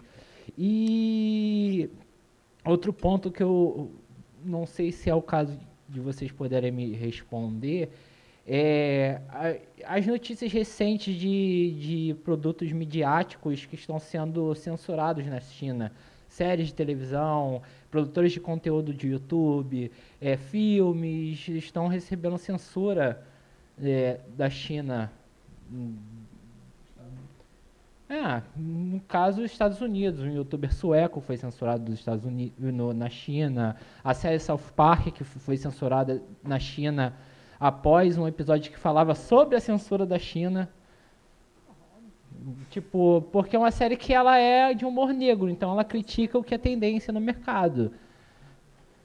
Então, e outra coisa, se vocês pudessem deixar mais claro para o pessoal que está assistindo, que está gravando e para quem está acompanhando aqui, o que exatamente é esses protestos de Hong Kong? Se vocês puderem responder também, senão tudo bem, que eu não sei se é... Bom, boa noite. Obrigado de novo pela exposição, foi muito boa. Eu queria só que vocês comentassem, tem muita gente que fica falando, a gente não pode trocar uma associação, um imperialismo americano pelo imperialismo chinês. Mas até que ponto a gente não pode se aproveitar justamente do fato da China não ser atualmente a potência hegemônica e ela aceitar eventualmente uma inserção brasileira com um projeto nacional, que é uma coisa que todos sabemos que os Estados Unidos não aceitaria, como ele não aceitou historicamente. Então, vocês comentassem esse ponto, por favor. Obrigado. Olá, boa noite. Meu nome é Rodrigo Nunes. E minha pergunta vocês comentaram muito em relação à dominância chinesa, ou mesmo a passagem da China a uma situação de hegemon ou liderança no sistema mundo, citando basicamente a capacidade produtiva, industrial e questão tecnológica. Eu queria saber como é que vocês veem a questão financeira, moeda, e a questão da cultura, né? Que seriam, dentro de algumas linhas, né, seriam umas grandes histórias, grandes bases, né, para a constituição de uma situação de hegemon, de liderança. Vamos, então, às respostas, pessoal. Pode começar por ti, Marco Paulo. Vamos lá, eu só queria fazer antes de mais nada, nós estamos, eu acho que esse processo da Rota da Seda é muito longo, né? A gente não vai esgotar ele num seminário desse tamanho. Até porque, dos 19 países da América Latina e Caribe, não consta o Brasil. O Brasil não está dentro do projeto da Rota da Seda ainda. Não sei porquê, mas o Brasil não faz parte desse projeto. Esse projeto é muito maior do que se discutiu aqui. Eu vou responder eu gosto de conversar com o Dark, porque o Dark coloca algumas questões que eu acho primordiais, sabe, Dark? Como é que a gente vai fazer a indústria realmente é o motor de qualquer país. Quando eu disse a você, quando eu comecei contando uma história pequena de quando eu cheguei lá, a China, a expressão é forte, mas chupou tudo que ela podia chupar em termos de tecnologia e de conhecimento. Ela fez isso, claramente. Eu tive a honra de representar os chineses aqui na concorrência dos trens aqui no Brasil. E, para vocês terem uma ideia, a Alstom, que dominou o mercado durante 20 anos, o preço dela era o dobro do preço chinês. O dobro, simplesmente o dobro. Enquanto uma composição francesa custava 2 milhões e pouco de dólares, a China entrou aqui com 1 milhão e cento e pouco, a metade. Eles fizeram esse trabalho. Eles fizeram esse trabalho de conhecimento, de força.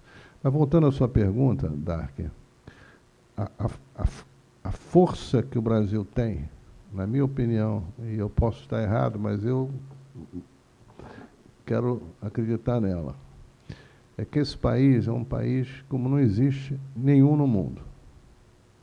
Não existe, eu morei, como eu disse, no mundo inteiro. Morei até no Paquistão, coisa que ninguém fez. Não conheço ninguém que tenha morado no Paquistão. Morei no Chile, no Peru, nos Estados Unidos, na China, por aí vai. Não tem nada igual a esse país. Não tenho ninguém com essa terra, com essa água, com esse sol, com essa tecnologia. Não tem. Não existe. E mesmo que queira um dia essas coisas. Isso é um acervo, na minha opinião, Dark, muito, muito forte. Por uma moeda de troca, se a gente tiver altura nesse jogo. Você quer o minério, você quer a soja, você quer isso, você quer aquilo. Vem aqui e construa a minha ferrovia, construa o meu porto, construa e transfira a tecnologia. Senão você não vai ter nada disso. E não vai ter mesmo porque eles precisam. Pouco a gente sabe que a soja não é só a China precisa, não é só para alimento, é para alimentar a carne do porco que ele consome como ninguém. Então, esse jogo, Dark, é como dizia, como fez se fazer, dizer, olha, quer, vem aqui e joga o jogo. Nós somos numa época, você sabe disso, que o petróleo custava $10. $10, você sabe bem disso. Até que chegou um sheik, que se eu não me lembro, Armani, alguma coisa assim, como era o nome dele, História 3, disse, ó, não é mais não, meu amigo. Quer petróleo? Não é assim não. É 12, é 20, é 40, é 60, chegou a 150. E esse jogo foi jogado. E nós temos, na minha opinião, para fazer isso que você faz, que você quer com toda a razão, para industrializar esse país, nós temos que ter a força que nos resta. Nos resta é que a China e o mundo precisa da gente. Precisa mesmo. Precisa do que nós temos. Volto a dizer, terra, água, sol. E aí temos que ter o tamanho, que esse é que é o meu problema, se sabemos jogar esse jogo. Quer? Volto a dizer, construa aqui, vem cá. Eu estou precisando dessa ferrovia, eu estou precisando desse porto, eu estou precisando dessa coisa. Moeda de troca nós temos. Por aí eu acredito. Agora, volto a dizer a você, tem que ter tamanho para isso. Eu não vejo, há algum tempo, tamanho nesse jogo que nós temos. Essa é a resposta que eu queria dar para você. As outras eu me esqueci, preciso que alguém que já não esqueça tão rapidamente as coisas responda. Bom, eu vou começar pelas últimas perguntas sobre a questão financeira e a questão cultural. Eu acho que temos que levar em consideração uma questão importante na reconfiguração do sistema financeiro mundial. Se a gente vê dos 10 maiores bancos do mundo, públicos, 2 são chineses, né? Os chineses estão apostando muito a banca de desenvolvimento. Tanto que, por exemplo, o Banco dos BRICS, que é um banco que eles promoveram, enfim, com capitais diferenciados, inclusive na sua composição, é um banco que inicia operações com 100 mil milhões de dólares de capital direto e 100 mil milhões de dólares de capital para investimentos dirigidos, quer dizer, 200 mil milhões de dólares. O Banco de Desenvolvimento Asiático, que cobra um novo dinamismo a partir do início do século XXI, tem um capital inicial de 200 mil milhões de dólares. Quer dizer, isso está realmente reestruturando, ou com capacidade de avançar uma reestruturação do sistema financeiro mundial. Agora, se o yuan vai substituir ao dólar, eu acho que isso a China já tem muito claro. A China não quer fazer do yuan uma moeda internacional. como o dólar foi. Por isso que cada vez mais eles estão operando nos chamados sistemas únicos de compensação. Quer dizer, cada país opera em moeda local, o intercâmbio Rússia-China, a Rússia opera em rublos, a China em yuan, e o tipo de câmbio se fecha a cada 24 horas. Então, são sistemas de compensação. Nós tínhamos o Sucre também aqui na América do Sul, né? Que era um sistema de compensação que tinha como base moedas locais. Mas, definitivamente, a decisão é deixar de utilizar o dólar como moeda internacional e passar a utilizar, inclusive, até o euro, para sistemas de compensação pela via do uso de moedas locais. Então, eu acho que a tendência é a uma participação maior desses sistemas únicos de compensação. Eu me lembro, André Gunderfrank, nos anos 90, já escrevia um texto muito interessante sobre essa questão da China no sistema mundial, e particularmente a moeda, o yuan. O título do artigo é Tigres de Papel, Dragões de Fogo, né? Justamente para se referir à emergência do yuan como uma moeda forte, mas, ao mesmo tempo, os perigos que significaria para a China converter o yuan numa moeda, substituir o dólar na sua condição de moeda internacional. Então, eu acho que isso vai avançando para fortalecimento da banca de desenvolvimento, coisa que aqui no Brasil está sendo destruída de uma maneira absurda, né? O Banco do Sul, que era o projeto da América do Sul para o novo sistema financeiro regional, a nova arquitetura financeira regional, nunca saiu do papel, apesar de ter sido um projeto muito mais antigo que o Banco dos BRICS, por exemplo. Os equatorianos foram os grandes, investiram muito nesse projeto, mas quando conseguiu sair do papel, apenas tinha 5 países membros, que era naquele momento, estou falando 2015, 14, era o Equador, a Venezuela, a Bolívia, a Argentina e o Uruguai. Um capital pequenininho de 80 milhões de dólares, quer dizer, nada. E em relação à questão cultural, os chineses vêm falando já há algum tempo da hegemonia cultural. Quer dizer, eles são conscientes de que o papel que a China tem no mundo, e isso nos vários discursos do Xi Jinping, de 2013 em adiante, que está inclusive reunidos em vários livros traduzidos, né? É interessante porque Xi Jinping fala do seguinte: olha, cada chinês em qualquer lugar do mundo tem uma tarefa fundamental: levar ao mundo a cultura chinesa, para evitar as distorções que o Ocidente faz sobre a cultura chinesa, né? De um lado, imagine você os chineses que moram na China e os milhões de chineses que moram fora da China. Vai a qualquer país do mundo e tem comunidades cada vez maiores de chineses, turistas cada vez maiores de composição chinesa, aqui no Brasil e no resto do mundo também. Não sei se vocês têm percebido, mas qualquer trem europeu, quando tem as informações sobre o trem, chegada, saída, tem na língua local, francês, inglês, espanhol, sei lá, inglês e chinês, sempre. Agora incorporou chinês. Isso significa, quer dizer, nós temos um volume de turistas chineses cada vez maior rodando pelo mundo. Então, a questão cultural é muito importante. A China está investindo. Eu tive a oportunidade de estar na Academia Chinesa de Artes em 2016. Eu fiquei realmente impactada com o volume de investimento que a China está tendo na produção cultural. Filmes, arquitetura, artes plásticas, é uma produção maciça em produtos culturais, né? Então, isso a China tem muito claro, que o papel de consolidação do modelo chinês passa por o que eles chamam de hegemonia cultural, também uma disputa simbólica cultural com o Ocidente, né? Em relação à questão da produção chinesa, né? Aquela ideia de que produto chinês era produto de baixa qualidade, quebrava e tudo, é uma ideia que a gente tinha, né? Nos anos 90, né? Final dos anos 90, até início dos 2000. De fato, a China inicia com aquele processo das zonas experimentais no sul da China, né? Que foi um processo acelerado e gigantesco de transferência tecnológica. Mas isso foi início, final dos 90, início do século XXI. Rapidamente, a China avançou para um posicionamento de uma definição estratégica de concorrer pela tecnologia de ponta em certos setores. Energia, claramente, é um desses setores, né? Energia limpa e renovável, que, digamos, é a grande discussão do mundo hoje, na Europa, enfim, é como é que a gente vai produzir uma transição na matriz energética das energias a partir de fontes fósseis, né, petróleo, gás, carvão, para as energias limpas e renováveis. E por que que digo limpa e renovável? Porque nem toda energia renovável é limpa.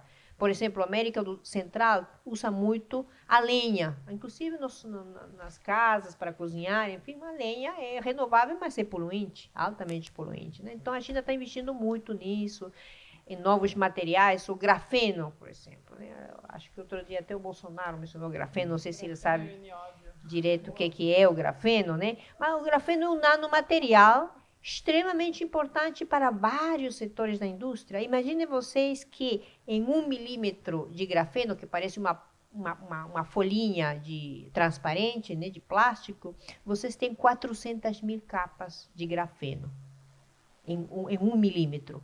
Né?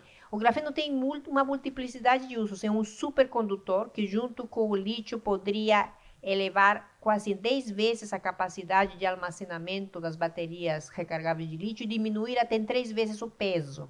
Então, você vai ter baterias com uma capacidade, uma densidade energética muito maior.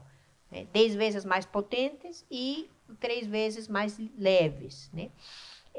Mas, em termos de, por exemplo, tecnologia militar, se você dá uma pintura de grafeno, uma tinta de grafeno, uma capa de grafeno a uma aeronave de guerra, você converte ela invisível aos radares da tecnologia que existe nesse momento. Nada impede que sejam criados radares de nova tecnologia que seja capaz de detectar as naves que têm uma capa de grafeno, mas nesse momento não é possível. Então tem uma multiplicidade, um novo material, um novo nanomaterial. Quais são as duas grandes comunidades científicas que estão desenvolvendo o grafeno ainda em fase experimental em laboratório? Acho que o impacto industrial ainda não foi transferido para a indústria. Apesar de que nós estamos vendo já que a Samsung está produzindo aqueles telefones dobráveis que você bota no bolso, isso depende do grafeno. Mas as duas grandes comunidades estão, uma em Manchester e outra na Academia Chinesa de Ciências. São as duas grandes comunidades produzindo grafeno. E a gente pode citar um monte de exemplos, mas eu acho que essa ideia de que a China é produto barato e de má qualidade corresponde a uma visão simbólica que já não é mais a realidade que a gente vive nesse momento. A Apple produz seus telefones na China, grande parte deles, né?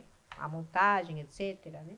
A Huawei está produzindo telefones que têm 40 megapixels de definição nas câmeras fotográficas. São 3 vezes mais rápidas que o iPhone 11. Quer dizer, nós temos mudanças tecnológicas aí muito fortes, né? Tecnologia 5G, que a Apple não tem, anunciou para ano que vem.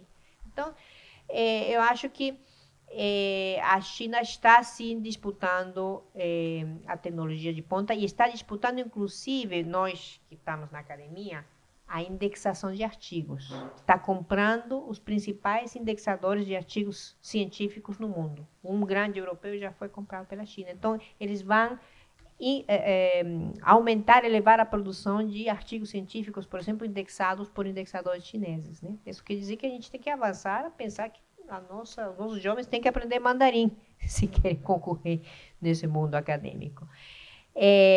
Então, eu acho que isso todos os dados mostram que a tendência vai nessa direção, né? A produção de tecnologia de ponta é uma disputa importante. A questão da pergunta de Dark, né? A Dark nos coloca aí perante um desafio colossal, né? Como é que a gente pensa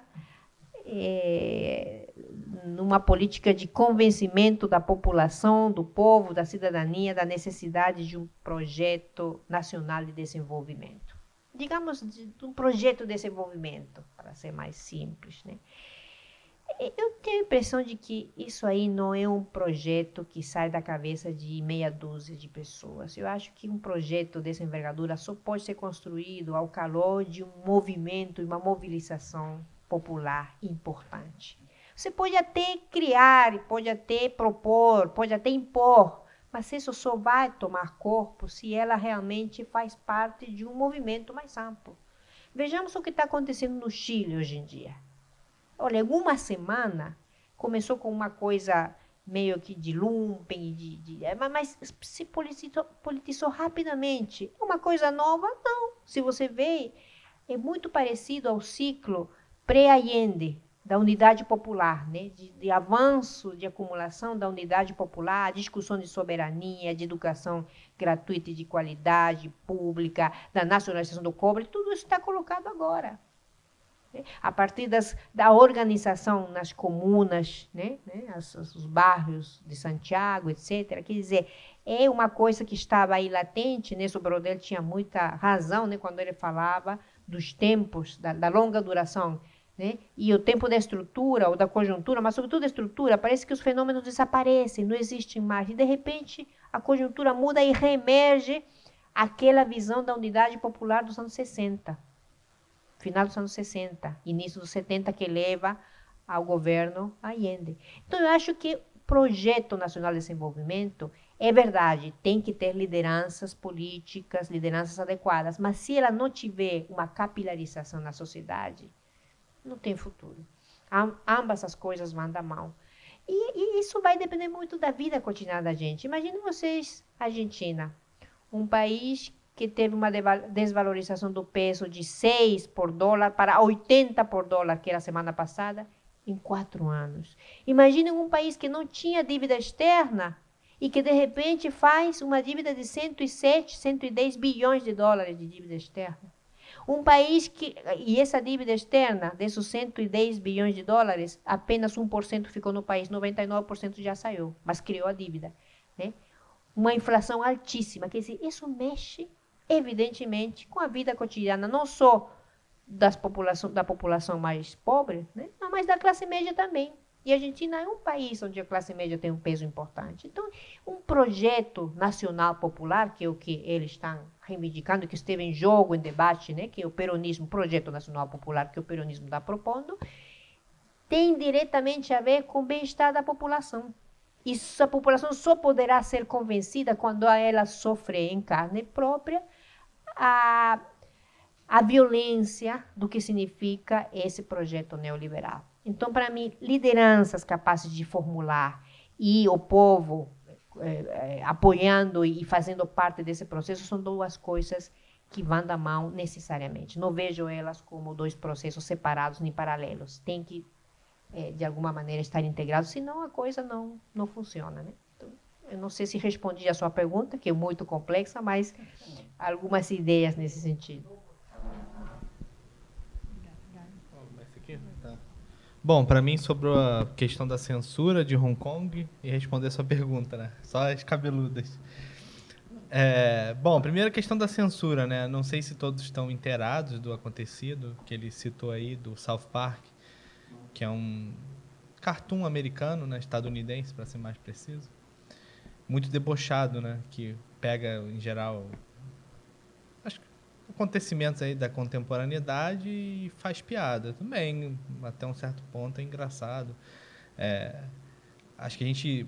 Vamos começar a pensar essa questão da censura do seguinte princípio. Toda censura, ela é burra. Isso não tem como, né? Você vê, por exemplo, na ditadura aí, nossa, tem cada caso aqui no Brasil, mandaram prender gente que já estava morta, né? Sei lá, acho que sobrou até pro... Eu sempre esqueço do que foi no Teatro Nacional, alguém ia prender tentando me lembrar. Era um autor grego, já morto, que acharam que a peça era subversiva. Sempre tem esses casos. Ferreira Goulart, quando falava que é cubismo, lá foram na casa dele, aí você está preso, cubismo, por causa de Cuba. Então, sempre vai ter seus problemas a censura, né? Porque, só que a questão é a seguinte, a censura, ela às vezes é necessária? Essa é a pergunta. A China, ela pratica censura, e não nega que pratica censura. Esse é o primeiro ponto. O segundo ponto é que ela pratica censura com um objetivo. Ela se considera num determinado posicionamento, né, no ordenamento internacional, e ela considera que na verdade eu inclusive abordei na minha fala, esse poder normativo do Ocidente como uma ameaça muito grande ao seu projeto nacional. Então, frente a isso, ela pratica censura, e essa censura ela toma diversas formas. Bom, nós vivemos na era digital, então não tem jeito. O Facebook, Google, o YouTube, coisas que aparentemente são inofensivas, e não são. nós aprendemos uma dura lição aqui no Brasil, né?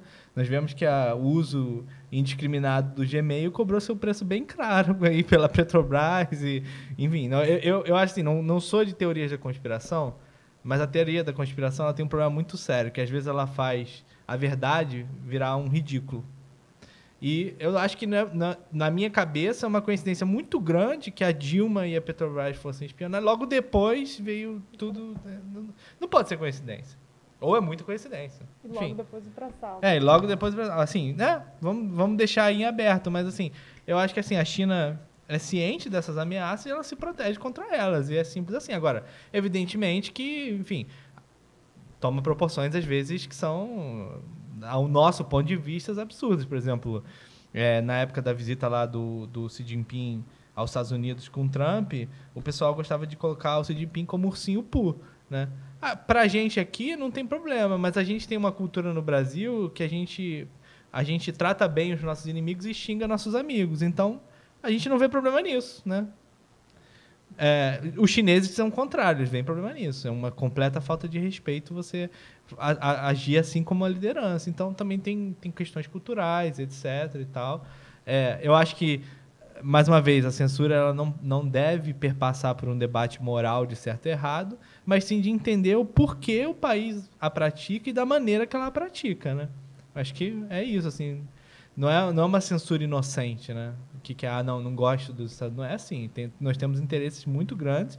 Ele mesmo falou que, né, o comércio internacional, toda essa geopolítica não é uma brincadeira de criança. As consequências são muito sérias, né?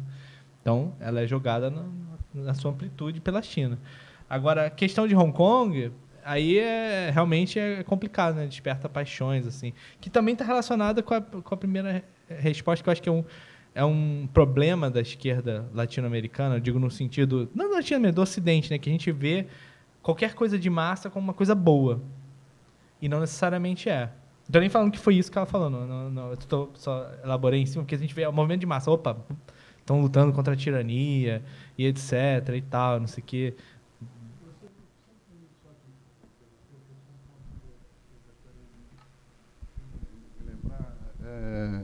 Eu acho uma disfarçatez, sabe, quando a gente esquece alguns pontos desse jogo. O handover, a entrega de volta a Hong Kong. Que entrega de volta é essa? Exato. Me entregaram Niterói, me tomaram Niterói e me devolveram de volta. Quem conhece a China, como eu morei na China, sabe? Você tem, você teve ocupação russa, você teve ocupação japonesa, você teve ocupação de todos os tipos. A Inglaterra devolveu Hong Kong, sabe? Vai devolver Hong Kong para a avó dele. Como nós temos aqui na brincadeira, aqui nós estamos brincando, mas as Malvinas, que é Falkland. Exato. Falkland para quem quiser chamar de Falkland, o Dark. Chama-se Malvinas, sabe? Vou devolver, vai devolver a Hong Kong, desculpe, não vai devolver coisíssima nenhuma. Exatamente. Vou me devolver Niterói daqui a pouco. Eu não quero, pô. Você sabe? Não estou brincando. Não vou me devolver nada. Vou devolver para a avó deles. Não, então, exatamente. Eu ia chegar nesse ponto, construindo no que ele acabou de colocar. É um pouco isso, né? Hong Kong é parte da China. E Hong Kong tem problemas de identidade muito grande. Que eu gosto de traçar um paralelo. É um pouco o que a gente viveu aqui no Brasil, né? Com todo esse processo aí nesses últimos anos de ascensão social e agora de decréscimo de crescimento, que é o seguinte, o hongkonês, ele tem pavor de se tornar chinês. Por quê? Tem várias razões, né? Primeiro eles eram quase uma cidade-estado, aí, a New York, né, da Ásia, um grande prestígio e etc. Quem era hongkonês gozava de privilégios na hora de viajar, etc. Tudo aquilo. E, assim, para o hongkonês aquilo era... De repente, aquilo acabou e alguém virou e falou assim, olha, agora você virou chinês e daqui a tantos anos, quando chegar finalmente a data em que a China vai poder mexer no sistema político de Hong Kong, você vai passar a ser como um chinês. Você vai ter o mesmo mercado de trabalho, você vai fazer o mesmo vestibular, você vai ser tratado como um chinês, porque você é um chinês. E aí isso... Opa, peraí, não, calma aí. Não. Então, a gente sabe que qualquer briga por privilégio, ela é encarniçada, né? A gente assiste isso bem em primeira mão aqui no Brasil, e um pouco do problema de Hong Kong perpassa por isso, né? E o estopim, né, que foi essa lei de extradição, né, que é uma coisa engraçada, né? Porque, por exemplo, todo mundo tem esse movimento de massa e vai falar assim, a China está atacando a democracia em Hong Kong. Ninguém vira e fala assim, o Hong Kong é o paraíso de criminosos da China, porque todo mundo que foge e cruza a fronteira não pode ser extraditado. O cara matou alguém, cruzou lá, acabou. Não, mas isso vai ser usado para caçar as liberdades individuais. Caçar a liberdade individual, você já foi em Hong Kong? O exército chinês tem um quartel em Shenzhen com não sei quantas centenas de milhares de gente que o dia que ele realmente quiser, ele entra ali e acaba com tudo. Já é da China. Entendeu? Então, essa integração dos sistemas jurídicos é uma coisa natural. Entendeu? E não deve ser vista com um espanto, como se fosse um ataque às liberdades individuais, porque não é. Na verdade, ela é uma... como é que eu posso assim? Um processo de igualização, né? Equalização, né? Entre Hong Kong e China. E hoje em dia, Hong Kong simplesmente... Porque Hong Kong era uma ilha, né? Vamos lembrar bem, e uns territórios ali. Depois que foi devolvida à China, né, tomou uma outra proporção, né? Se integrou com Shenzhen, toda a infraestrutura, os novos territórios, etc. Então, assim, é inegável, é parte da China. E aquilo ali acaba, enfim, como todo movimento de massa, ele é multifacetado e multidimensional. Então, tem de tudo, né? Agora, quando esse movimento ele entra na sede do governo, hasteia a bandeira da Inglaterra e canta o hino dos Estados Unidos, não pode achar que é um movimento emancipatório, antitirânico e etc. Né? É claramente ali uma tentativa ali de desestabilização. Ainda que, né, claro, como eu disse, multifacetado, podem haver, claro, pessoas ali que estejam ali com seus problemas, assim como foi 2013 no Brasil, que chega exatamente, eu acho que na pergunta que você está falando. Como é que a gente coloca na cabeça do povo a necessidade de um projeto nacional? E eu acho que essa pergunta a gente também pode olhar um pouco para o caso da China, porque a China ela também bateu muita cabeça para chegar onde ela chegou. Hoje a gente vê como se fosse uma coisa dada, mas não, a China demorou 100 anos para se acertar. Tirando ali, 49 foi quase, né? Foi 49 a 49. Pegando ali, final da rebelião Taiping, guerra do ópio, aí movimentos reformistas de toda sorte, porque antes de destruírem o sistema imperial, a elite intelectual chinesa se agarrou firmemente na possibilidade de salvá-lo, reformá-lo, modernizá-lo, etc. E foi diversas tentativas, uma frustrada atrás da outra, até alguém se tocar e falar, não, chega, isso aí já não dá mais. E aí fizeram a República, mas a República também não funcionou, porque é aquela coisa. Aí entra nesse problema que você colocou aqui, que é o seguinte, a elite chinesa naquela época, assim como a elite brasileira agora, ela não é capaz de formular um projeto nacional e tocá-lo adiante. Não é. Não fiquem esperando a elite brasileira fazer, porque ela não vai fazer. Ela, pelo contrário, ela vai sabotar, que foi exatamente o que aconteceu no caso da China. E aí, no caso da China... Bom, questões internacionais, etc. Nós tivemos a Revolução Russa, que foi um negócio que abalou o mundo mesmo. O marxismo acabou servindo como catalisador daquela elite intelectual insatisfeita, que, num primeiro momento, nem era comunista ou socialista, eram pessoas até, de certa forma, pró-ocidente, né? Na verdade, via progressistas, né? Ali do movimento 5 de maio, né? E todas se converteram pelo exemplo que foi dado à Revolução Russa, e a partir dali foram formulando o projeto. E a forma, que é exatamente isso, né? É um encontro de são dois lados da mesma moeda. Nós precisamos da formulação de um projeto, e essa formulação do projeto a gente não pode ter ilusões, ela perpassa por uma espécie de elite intelectual. Não dá para dizer que não, porque o povo que está preso na sobrevivência, ele não tem tempo de pensar nisso, ele está pensando no que ele vai comer na próxima refeição dele. E, do outro lado, todos esses acontecimentos que ela citou, que a dureza, etc., ela vai amadurecer as condições para que esse projeto e essa elite, que, na verdade, seria a direção, possa assumir esse movimento, porque o espontaneísmo por espontaneísmo não dá nada. Pelo contrário, com a devida liberdade, dá merda e muito, que foi o que aconteceu em 2013, né? Se deixar correr frouxo, o resultado não é bom. Tem que ter direção. E a formulação dessa direção, aí vem, né, de um grupo da elite intelectual que vai sair da classe média, Não tem jeito. Não tem jeito, porque é quem vive perto do povo e quem está solapada pela possibilidade de se tornar classe popular, etc, etc, etc. E, enfim, a forma partido, querendo ou não, até hoje ninguém inventou uma melhor. Se alguém tiver alguma outra sugestão, estou disposto a ouvir, ainda é a única forma viável. Se são os partidos que já existem, aí eu já não sei responder, está aberto ao debate.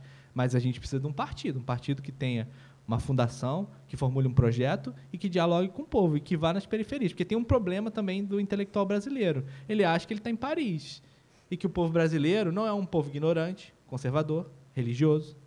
E que é com isso que você vai ter que trabalhar, não tem jeito, entendeu? A gente não vai fazer a mudança do Brasil no Leblon, não vai. Não adianta, nem na Praça São Salvador.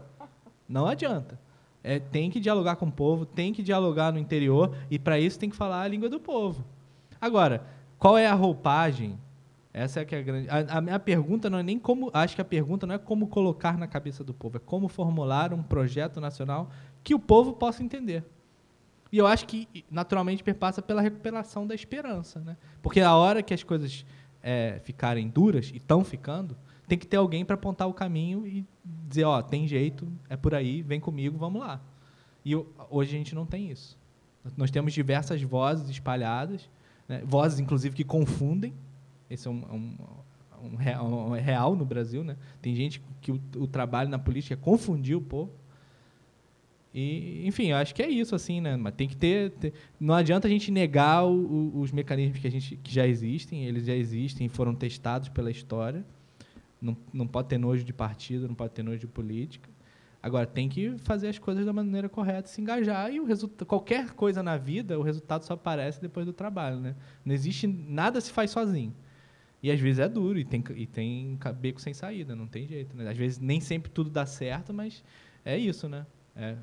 Intelectuais, partido, diálogo com o povo. O caminho é esse, a história já mostrou isso. Seja a roupagem que seja, né? Pode até ser que seja um caminho ruim, né? O fascismo, de certa forma, é uma combinação disso. O comunismo, né, na Rússia, na China, é uma forma disso. As próprias revoluções burguesas também são uma forma disso. Então, a gente só tem que escolher qual caminho a gente quer trilhar. Acho que é um pouco por aí, assim, minha opinião, né?